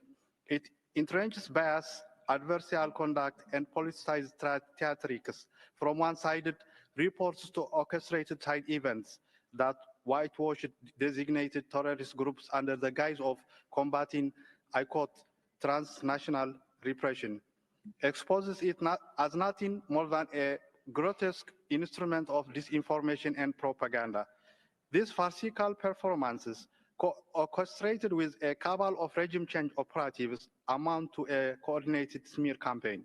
They seek to manufacture consent for a mandate that is utterly devoid of legitimacy and bereft of the cooperation or consent of the state concerned. Make no mistake, this is about control, demonization, and perpetuating a colonial narrative where sovereign resistance must be crushed and independence punished. Let us be clear, Eritrea categorically rejects and will never engage with mechanisms that operate outside the framework of impartiality, mutual respect, and sovereign equality. Not in the past 13 years, not today, and not ever. Thank you. Thank you. I have been informed by the Secretariat that there are PBIs for this draft proposal of a total of $471,700. The amount of $455,300 has already been included under the program budgets for the relevant year, and the amount of $16,400 are additional requirements that will need to be added to the budget. I now give the floor to Council members for explanations of votes before the vote on the oral amendment. I give the floor to the distinguished representative of Belgium. Thank you, Mr. President. The human rights situation in Eritrea remains a source of concern. As outlined by others before me, there have been continued reports by the Special Rapporteur, the High Commissioner, the thematic special procedures, as well as treaty bodies on widespread and systematic human rights violations, as well as persistent lack of accountability for past and current violations. In our view, this reported lack of progress in key areas of the protection of human rights justifies the continuation of the mandate of the Special Rapporteur. This is why my country, Belgium, supports the renewal of the mandate. In this context, we regret the oral amendment just presented against the practice of the Council for the extension of such mandates. We can also not prejudge the evolution of the human rights situation in Eritrea in the coming 12 months. Therefore, Belgium will vote against the amendment and for draft resolution L7, and we call other delegation to do the same. I thank you. Thank you. I give the floor to the distinguished representative of the Netherlands. Thank you, Mr. President. Fully support Belgium's statement. We also taken aback by this unexpected amendment that was presented from the floor at this final stage, just before the adoption of the resolution. And we support the resolution text as drafted, and we also recognize the efforts of the core group to engage in a constructive manner with delegations and address any possible concerns. This amendment would try to achieve what this Council just has categorically rejected with an overwhelming majority: the ending of the mandate of the Special Rapporteur. Therefore, the Netherlands opposes this hostile amendment, and we will vote against it. We call on all members of this Council to do the same. Thank you. Thank you. At the request of... Sorry. No other requests for the floor at this point. At the request of the delegation of Spain, the Council will now proceed to a recorded vote on the oral amendment. I now ask the Secretariat to open the voting machine.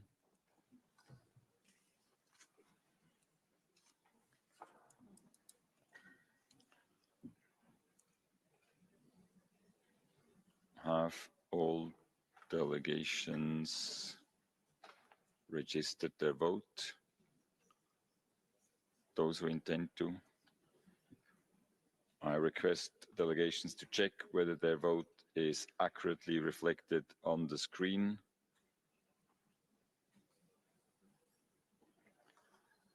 If so, I ask the Secretariat to close the voting machine. The voting is now closed. The results of the recorded votes are as follows: 1 in favor, 24 against, 19 abstention. Oral amendment to L7 is therefore rejected. A copy of the results of the votes will shortly be posted on the extranet. The Council will now proceed to take action on draft resolution L7. I will give the floor to members of the Council who wish to make explanations of votes before the vote on draft resolution L7.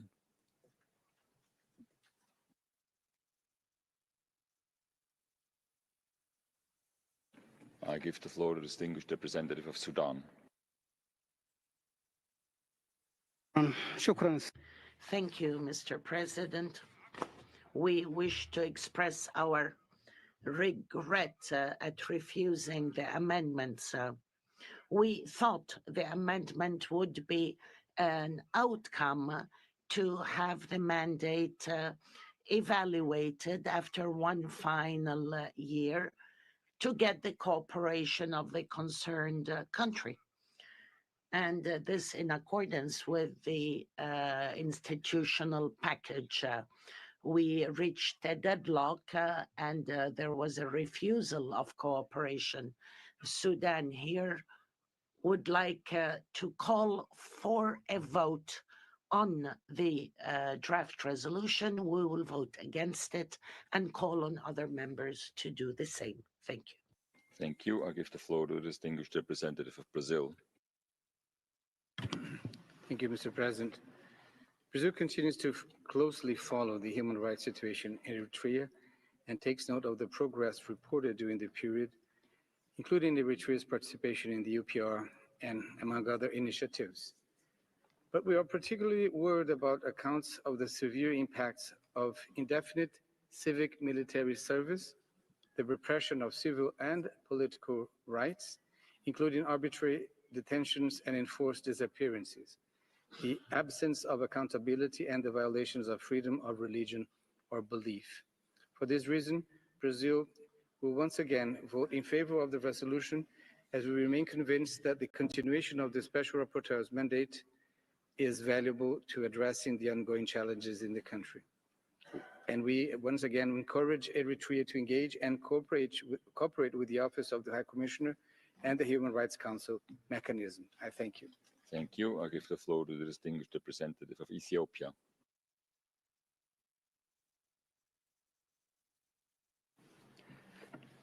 Thank you, Mr. President.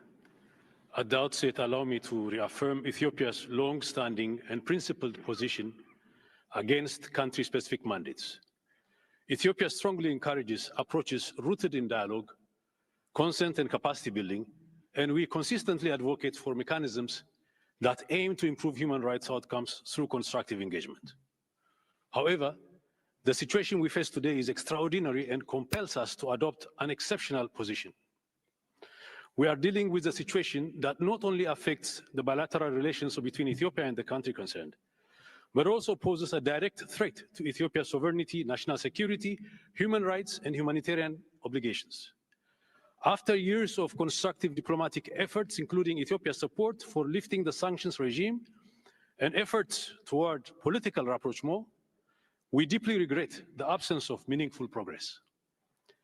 Despite Ethiopia's repeated calls and commitment to peace, we are now confronted with grave violations of international law, the continued occupation of Ethiopia's sovereign territory, and an imminent threat of the use of force from the country concerned.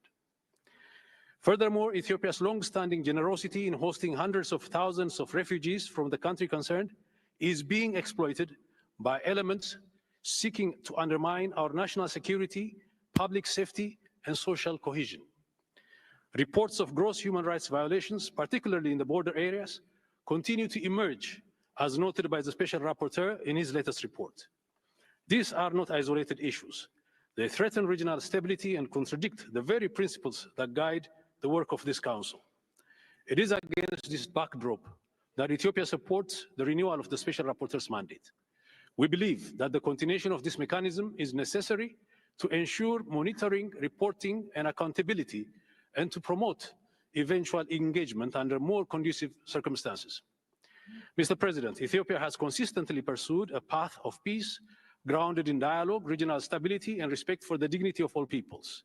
It is our sincere hope that the country concerned will, in time, demonstrate a genuine willingness for constructive engagement, creating the conditions for the mandate to evolve into one focused on technical cooperation and positive transformation. In closing, while Ethiopia maintains its principled reservations about country-specific mandates, the current context marked by persistent non-cooperation and escalating threats demands robust international attention. Accordingly, Ethiopia is compelled to vote in favor of Resolution A/HRC/59/L7 as tabled by the European Union. I thank you, Mr. President. Thank you. I give the floor to the distinguished representative of Cuba. Thank you, President. Cuba reiterates its principled opposition to selective politicized resolutions which do not have the consent of the concerned country and are opposed against their will. That makes them automatically irrelevant and without practical benefit on the ground, which is the biggest difficulty. We reiterate our firm opposition to using item 2 of the agenda for politically motivated actions against developing countries. We regret that the authors of the draft resolution persist in imposing punitive mechanisms, despite Eritrea's readiness at this session to address its national human rights challenges from a constructive, cooperative point of view. There has been no real good faith exercise based on impartiality and non-interference. This resolution is an example of the double standards that prevail in addressing human rights issues. The Council, again, is wasting resources that are so badly needed for other mandates and for the lives of millions of human beings. It is contradictory that the promoters of this resolution constantly call on other countries to rationalize and be more efficient in their initiatives, while with this resolution, they finance confrontation and antagonism instead of dialogue, cooperation, and commitment. And this is unacceptable. This once more, this resolution will fail. In addition to transparency and trust, the Human Rights Council needs coherence. President, for these reasons, Cuba cannot support L7 and will vote against. Thank you. Thank you. I give the floor to the distinguished representative of China. Mr. President, the Council should be guided by the principle of universality, objectivity, impartiality, non-selectivity, and politicization. China consistently stands for constructive dialogue and cooperation to address differences in the field of human rights and oppose the imposition of country-specific mandate without the consent of the concerned state. L7 does not take into account the repeated requests of the concerned government and countries in the region to discontinue the mandate of the Special Rapporteur on the human rights situation in Eritrea. It continues to renew the mandate of the Special Rapporteur. There are controversial terms in the draft resolution, and China is concerned about this. In view of the above, China supports the request of the representative of Sudan that the draft resolution be voted upon. We will vote against it. Thank you. Thank you. I don't see any other request for the floor. At the request of the delegation of Sudan, the Council will now proceed to a recorded vote on L7. I ask the Secretariat to open the voting machine.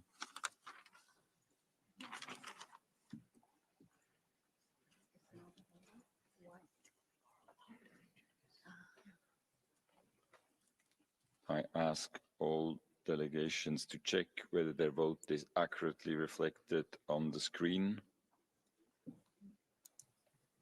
If so, I ask the Secretariat to close the voting machine. The voting is now closed. The results of the recorded votes are as follows: 23 in favor, 4 against, 20 abstentions. L7 is therefore adopted. A copy of the results of the votes will shortly be posted on the extranet.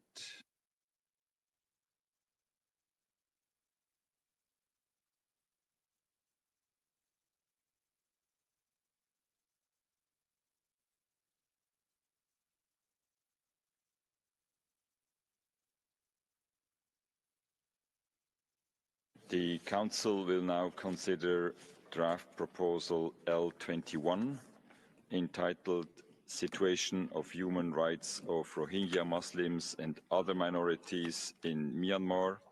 I give the floor to the distinguished representative of Pakistan on behalf of OIC to introduce the draft text. You have the floor. Thank you, Mr. President.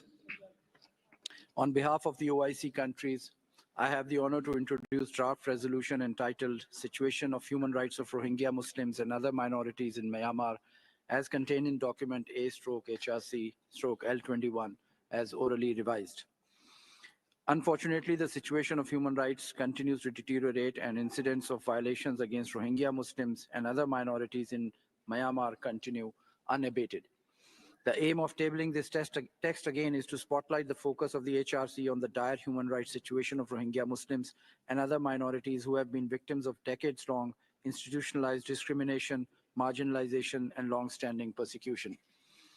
We echo the UN High Commissioner for Human Rights, who has repeatedly raised concerns regarding the reports of renewed violence and property destruction in Rakhine State. Similarly, the UN Special Rapporteur on Human Rights in Myanmar has also raised alarm consistently. Unfortunately, successive governments and authorities have failed to uphold their obligations towards Rohingya Muslims and other minorities, resulting in their marginalization and violation of their fundamental rights, including the right to life, citizenship, health, education, freedom of religion, and freedom of expression, among others. While reiterating the commitment to ensuring accountability and justice for Rohingyas, the draft resolution highlights the importance of international, independent, and transparent investigations to hold accountable all those responsible for the grave human rights violations.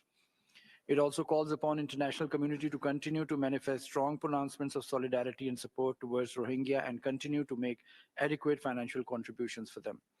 The draft resolution calls for voluntary, safe, dignified, and sustainable return of the forcibly displaced Rohingya Muslims and other minorities of Myanmar temporarily sheltered in Bangladesh, as well as from other host states. Mr. President, we conducted open and transparent consultations with other delegations and civil society members and appreciate their active engagement on the draft text, which represents a united voice in support of Rohingya Muslims and other minorities in Myanmar. The operative part of the draft text has been appropriately amended in view of the rationalization measures at HRC. The OIC hopes that this Council will stand united in support of Rohingya Muslims and other minorities in Myanmar and uphold their fundamental rights. We urge all Council members to join consensus on this draft resolution. I thank you. Thank you. I have been informed by the Secretariat that there are 2 additional co-sponsors, and I now give the floor to members of the Council who wish to make general comments. I give the floor to the distinguished representative of Bangladesh. Microphone for Bangladesh. Thank you, Mr. President. My delegation wishes to thank the OIC member states for tabling the draft resolution L21 as orally revised. Mr. President, the adoption of this draft resolution comes at a critical juncture when the human rights and the humanitarian situation of the Rohingya in Rakhine has gravely deteriorated. This is evidenced by the resumption of large-scale violence in Rakhine State and the forced displacement of hundreds of thousands of innocent civilians. Since November 2023 alone, approximately 118,000 Rohingyas fled to Bangladesh to evade killings, persecution, and violence in Rakhine. Apart from the atrocities being committed by Myanmar military, role of the armed groups like the Arakan Army is of particular concern in perpetuating cycles of violence, obstructing humanitarian access, and further aggravating the plight of the Rohingya. We underscored the draft text's clear emphasis on accountability, including the ongoing proceedings at the ICC, ICJ, and the work of the IIMM. Bangladesh strongly reiterates that ensuring accountability is indispensable to end impunity, address the root causes, and build trust for safe and sustainable repatriation. Myanmar must fulfill its obligations under international law, comply fully with the ICJ's provisional measures, and cooperate with all relevant UN mechanisms without restriction. While Bangladesh continues to temporarily shelter more than 1.2 million forcibly displaced Rohingyas on humanitarian ground, we're increasingly alarmed by the sharp decline in international assistance, including cuts to food rations and vital education and health services for the Rohingya in the camps in Bangladesh. This alarming funding gap is not only unjust to them, but it also poses grave risks to the regional peace and stability. In this regard, this draft text rightly recognizes the need for equitable burden and responsibility sharing. Bangladesh remains committed to working constructively with all partners to find a comprehensive and durable solution to this protracted crisis through voluntary, safe, dignified, and sustainable repatriation of the Rohingyas to the Rakhine. But we cannot do it alone. The responsibility to resolve the crisis rests squarely with Myanmar, and it is the collective duty of the international community to ensure that the rights and dignity of the Rohingyas are upheld and the conditions conducive for the return are expeditiously created in Rakhine. We sincerely hope that the high-level conference on the situation of Rohingya Muslims and other minorities in Myanmar later this year will deliver practical and time-bound outcomes for the return of Rohingyas to Myanmar. The conference should also come up with concrete commitments for adequate funding for the Rohingyas sheltered in Bangladesh. In conclusion, we invite all distinguished members of this Council to adopt this draft resolution by consensus. Thank you, Mr. President. Thank you. I give the floor to the distinguished representative of Switzerland. Monsieur le Président. Thank you, President.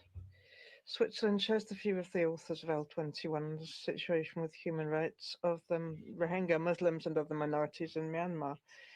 This requires more attention from the HRC. The state of the Rohingya and their camps is particularly difficult. The Myanmar armies are carrying continual violence in targeted attacks against communities, blocking humanitarian access and fueling conflict. We call on all parties once more to respect international humanitarian law and human rights law. We thank the authors of this resolution the OIC for their careful preparation, for the constructive negotiation process, and for this more balanced resolution. Switzerland is happy to co-sponsor this resolution. Thank you. Representative of Spain. Thank you, President.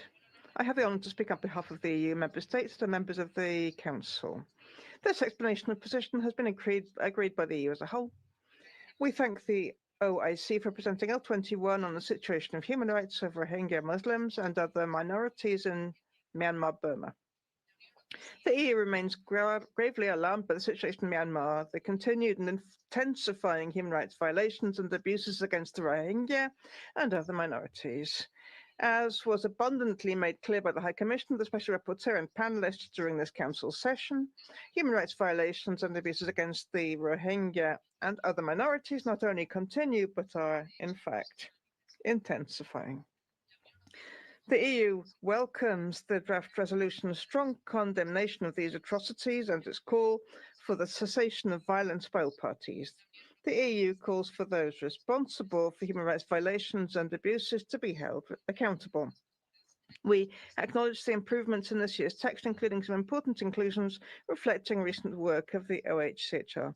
However, we regret that the resolution does not include language on halting arms transfers to Myanmar, despite repeated calls by the High Commissioner and the Special Rapporteur. The EU continues to support a global arms embargo and urges all states to cease the supply of weapons that enable further atrocities. The EU recognises and supports Bangladesh's efforts in accommodating over 1 million Rohingya refugees. However, we stress that conditions for their safe, voluntary, dignified and sustainable return to Myanmar, which includes humanitarian access to Rakhine State, are not in place.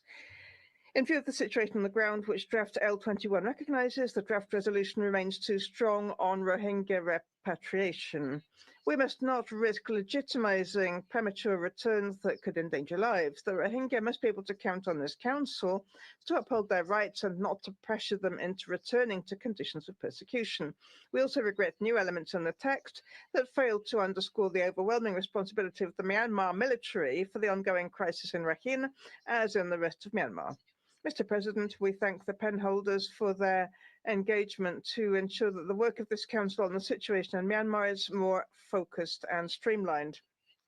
All victims of violence and repression in Myanmar, including Rohingya Muslims and other ethnic or religious minorities, deserve a resolute message from this Council, assuring them of our support, our commitment to justice, and our determination to hold perpetrators accountable.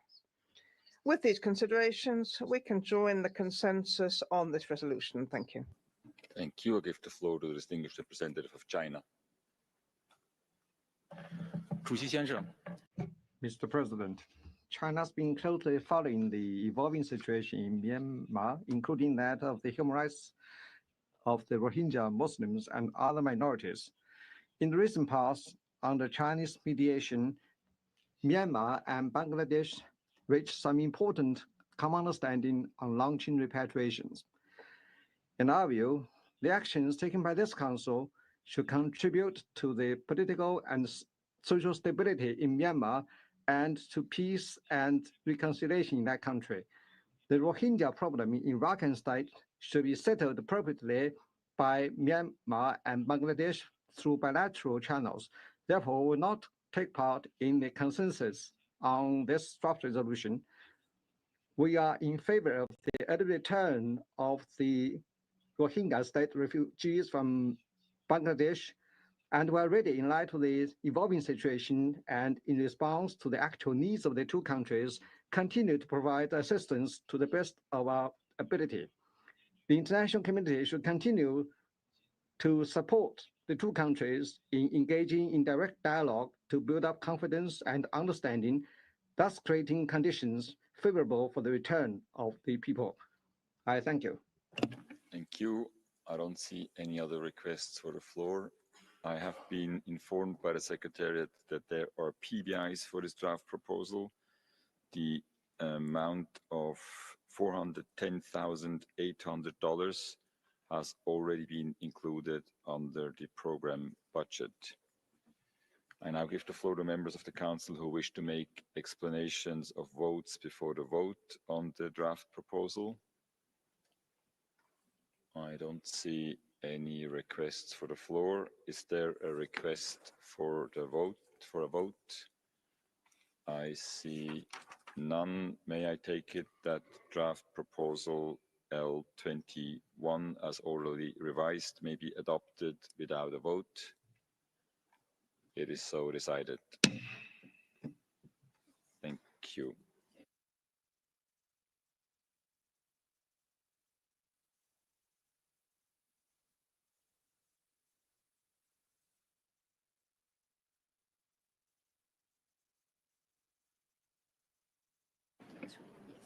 We will now move to explanations of vote and general comments after the vote on all resolutions adopted under item 2. Are there any delegations wishing to take the floor?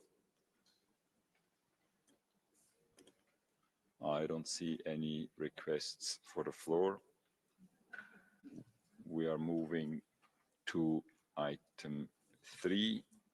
The Council will now consider draft proposal L4 entitled Enhancement of International Cooperation in the Field of Human Rights. I give the floor to the representative of Uganda to introduce the draft text on behalf of NAM. You have the floor.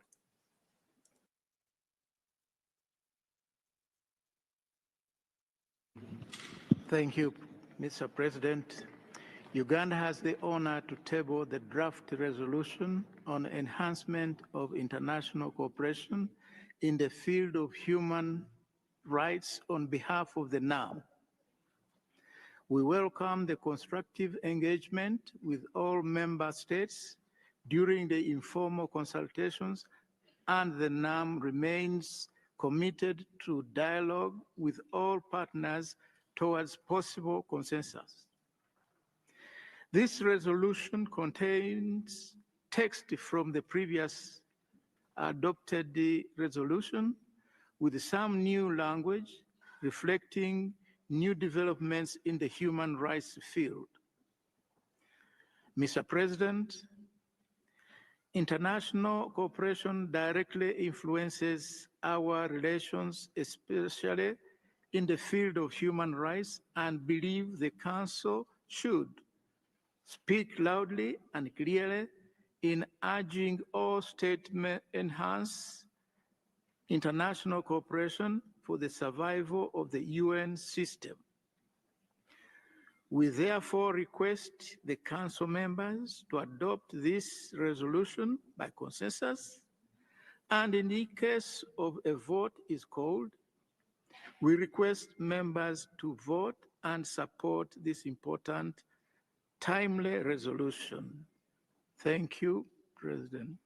Thank you. I have been informed by the Secretariat that there are 2 additional co-sponsors. And I now give the floor to members of the Council who wish to make general comments. I give the floor to the distinguished representative of Cuba.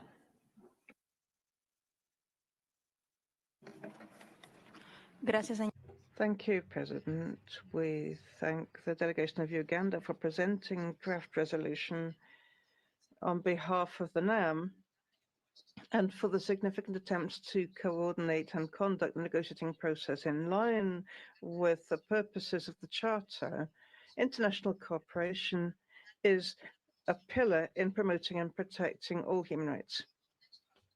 In the current context of a proliferation of armed conflicts, genocide, and threats to international peace and security, there is backsliding in implementing sustainable development under the 2030 agenda and increasing inequalities in and among countries. It is crucial, therefore, to find innovative ways of internationally cooperating that promote complementarity, capacity building, and technology transfer in the field of human rights, instead of punitive, unhelpful mechanisms. We must have new forms and mechanisms which comprehensively address challenges on the ground.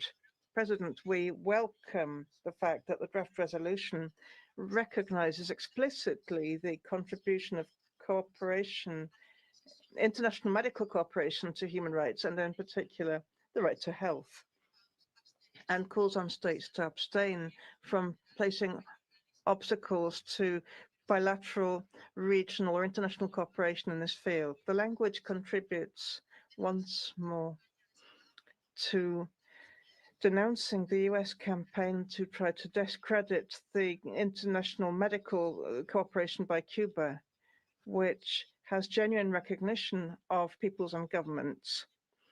That campaign deprives millions of people of the right to health for unjustified political motives, and once more shows the nature of the blockade against Cuba imposed by the US government. Nobody will stop Cuba contributing to health where we're requested to do so and where human lives need it. As we see with the earthquake in Africa and cholera in Haiti, as well as the COVID pandemic in various countries, including European countries. President, for this reason, Cuba will vote in favor of the draft L4 and calls on all member states of the Council to do the same. Thank you. Thank you. I have been informed by the Secretariat that there are PBIs for this draft proposal, and I ask the Secretariat for explanations on this. Thank you. Thank you, Mr. President. The Council's adoption of draft resolution UNHRC 59L4 on enhancement of international cooperation in the field of human rights would entail financial implications, including staffing as well as conference servicing costs for the translation and processing of the report. Unfortunately, the formal statement of financial implications for this draft resolution has not yet been received from our counterparts in New York. Pending its receipt and posting on the Council's extranet, I informed the Council that the adoption of the draft resolution would result in requirements that fall within a preliminary range of approximately $80,000 to $90,000 for the years 2026 and 2027. This statement is presented to inform the Council that the related provisions have not been included under the program budget for 2026. And thus, should the Council adopt draft resolutions UNHRC 59L4, additional resources would be required. These requirements, in accordance with established procedures, would be brought to the attention of the General Assembly in the context of the annual report of the Secretary General on the revised estimates resulting from resolutions and decisions adopted by the Human Rights Councils during 2025. Thank you. Thank you. I now give the floor to members of the Council who wish to make explanations of votes before the vote on the draft proposal. I give the floor to the distinguished representative of Japan. Thank you, Mr. President. We thank Uganda for preparing the draft resolution L4 on behalf of the NAM countries and commend its active engagement during the informal consultations.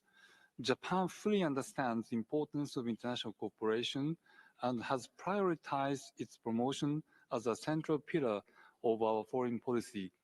We also recognize the crucial need to build a global governance system based on the shared responsibility of all countries. However, we regret the inclusion in this resolution of language regarding a new international economic order and unilateral cohesive measures which lacks the support of all member states.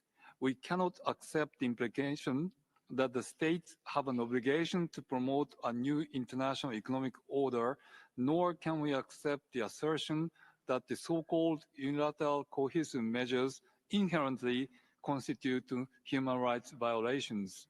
Furthermore, the primary rights holder is the individual, not the state. This resolution should have more fully acknowledged that the primary responsibility for protecting and promoting the human rights of its citizens rests with each individual state. For these reasons, we'll call for a vote and we'll vote against this resolution. I thank you, Mr. President. Thank you. I don't give the floor to the distinguished representative of Spain. Gracias. Thank you, President. I have the honour to speak on behalf of the EU member states that are members of the Human Rights Council. This explanation of votes has been agreed by the EU as a whole. The EU thanks Uganda on behalf of the NAM for introducing and holding the informal consultation on this draft resolution. International cooperation remains an essential element of the EU's external relations, and we're determined to promote an international system based on strong multilateral cooperation and good global governance. As this is a general technical extension of the resolution, a number of our concerns from previous years remain valid. For example, this year the resolution again contains elements and concepts that lack the support of the UN membership as a whole, such as the concept of a new international economic order. The EU regrets that the language on terrorism remains unbalanced. It does not include respect for human rights, international humanitarian law, and international refugee law as a framework within which the fight against terrorism should be conducted. More generally, the EU recalls that the primary responsibility for protecting and promoting human rights lies with states, and that only individuals are holders of human rights. International cooperation must therefore be seen in the context of states' obligations to promote and protect human rights. The EU also regrets that this draft continues to use biased language on so-called unilateral coercive measures, despite the existence of consensual language on the matter.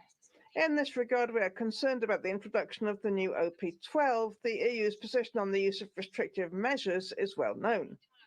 Finally, we regret that the EU's suggestions on seeking greater rationalisation of deficiency of the work of the Human Rights Council, also in the light of the current financial situation of the United Nations and the possible budgetary implications of the resolution, including the request to organise 5 regional seminars, have not been considered by the promoting group. In view of the above, the EU cannot support Resolution L4, and EU member states that are members of the Human Rights Council will vote against the resolution. For future meetings, we're ready to continue the dialogue with the non-aligned movement so that the issue of international cooperation can regain the consensual approach it deserves. Thank you. Thank you. I don't see any other requests for the floor. At the request of the delegation of Japan, the Council will now proceed to a recorded vote on draft proposal L4. I now ask the Secretariat to open the voting machine, and I ask the delegations to register their vote. Have all delegations registered their vote? I request the delegations to check whether their vote is accurately reflected on the screen. If so, I ask the Secretariat to close the voting machine. The voting is now closed. The results of the recorded votes are as follows: 30 in favor, 16 against, 1 abstention. The draft proposal L4 is therefore adopted.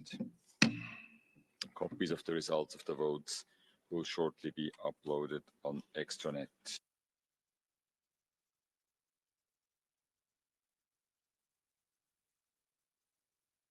The Council will now consider draft proposal L5, entitled "The Rights to Freedom of Peaceful Assembly and of Association." I give the floor to the representative of Czechia to introduce the draft text. You have the floor. Thank you, Mr. President. It is my honor to present draft resolution L5, titled "The Rights to Freedom of Peaceful Assembly and of Association," on behalf of a cross-regional core group comprising Chile, Iceland, Indonesia, Lithuania, the Maldives, and my own country, the Czech Republic. We extend our sincere thanks to all delegations for their active and constructive engagement during the informal negotiations. The rights to freedom of peaceful assembly and association, together with freedom of expression and the right to participate in public and political affairs, whether directly or through freely chosen representatives, are fundamental pillars of democratic governance, the rule of law, and the advancement of all human rights. This resolution seeks to renew the mandate of the Special Rapporteur on the rights to freedom of peaceful assembly and of association. Since its establishment in 2010, the mandate has played a vital role in making recommendations to promote and protect these rights, reporting on violations, and gathering and sharing information on global, regional, and local trends. We value the regular reports and presentations, which have significantly contributed to a deeper understanding of the challenges and opportunities in this area. We therefore invite all member states and observers of the Human Rights Council to support draft resolution L5. Thank you, and thank you for your attention. Thank you. I have been informed by the Secretariat that there are 14 additional co-sponsors. I now give the floor to members of the Council who wish to make general comments. I give the floor to the distinguished representative of Cuba. Thank you, President. We welcome the presentation of the draft resolution. As L5 states, the mandate holders must keep strictly to the code of conduct of the special procedures of the Human Rights Council. Respect for the code of conduct is essential to uphold the credibility, legitimacy, and effectiveness of the special procedures. The independence of the mandate cannot be interpreted as a license to act with partiality or make political judgments that go beyond the legal and technical framework that should characterize the word. We reiterate the importance of the special procedures favoring the compilation and dissemination of good practice as methods of work, and at all times promoting dialogue and cooperation with states. President, Cuba recognizes the importance of ensuring legitimate space for citizen and association participation as recognized in our constitution and laws. We reaffirm that the exercise of these rights must observe respect for sovereignty, national law, and public order, in line with the purposes and principles of the UN Charter and international human rights treaties. With the adoption of L5, the Council must further consider the objective, non-selective, respectful approach to the right for freedom, assembly, and association. Thank you. Thank you. I give the floor to the distinguished representative of the Republic of Korea. Thank you, Mr. President. The Republic of Korea thanks the core group for their hard work in presenting this important initiative. We would like to underscore the importance of the mandate of the Special Rapporteur to protect and promote the rights to freedom of assembly and of association. Having achieved democracy and social change through peaceful protest and demonstrations, Korea firmly believes that the rights to freedom of peaceful assembly and of association are the backbone of democracy and the rule of law. Korea's recent political turmoil has once again demonstrated the critical importance of these rights in maintaining democratic resilience during times of crisis.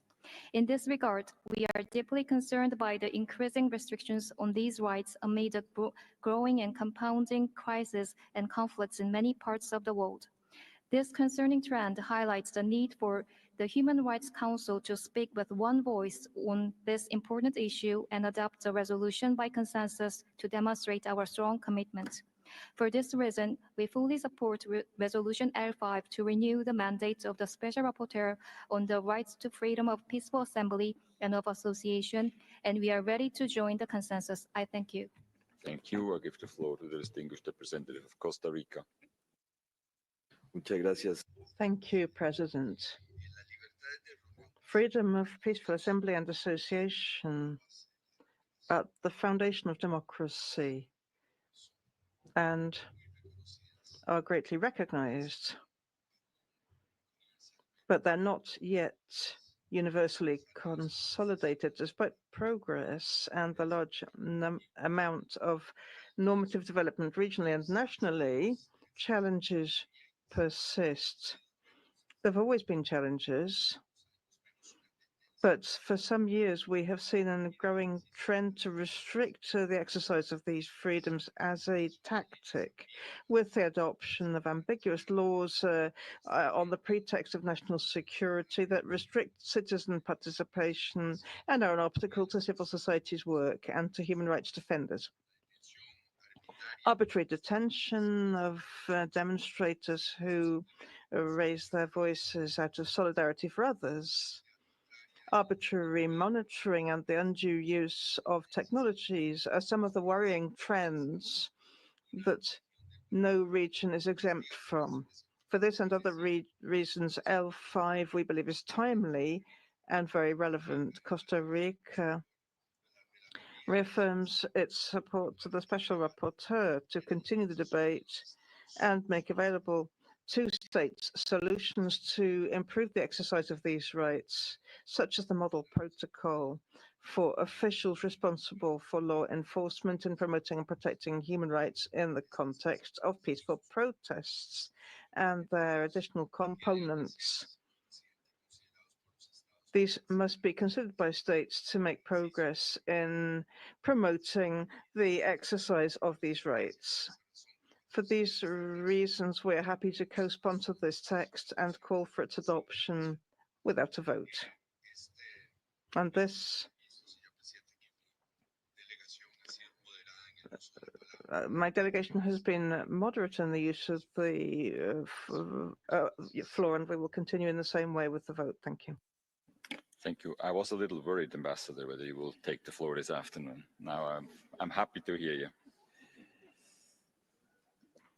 I was informed by the Secretariat that there are PBIs for this draft proposal. The amount of $1,368,600 has already been included under the program budget. Don't worry, this is for 3 years, right? Yeah.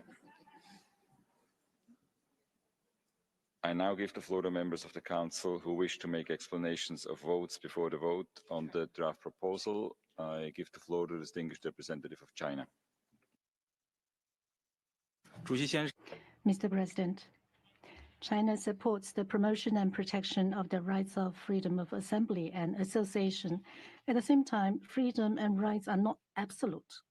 International human rights conventions clearly stipulate that citizens in exercising their rights and freedoms must comply with the law and refrain from jeopardizing national security, public safety, public order, or the legitimate rights and freedoms of others. The Chinese delegation took an active part in the consultation on draft resolution L5. However, the draft resolution as it stands lacks balance and has some shortcomings. And it lacks objectivity and balance when it comes to national security and interferes in the legislative sovereignty of the countries. China's delegation dissociates itself from the consensus on this draft resolution. Thank you, Mr. President. Thank you. Any other requests for the floor? Is there a request for a vote? I see none. I take it that draft proposal L5 may be adopted without a vote. It is so decided. Thank you. Excellence, distingués collègues. Excellencies, distinguished colleagues.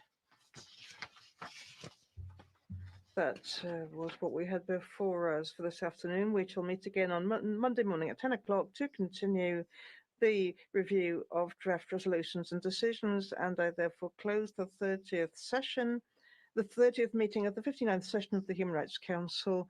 Thank you, and I wish you a pleasant weekend.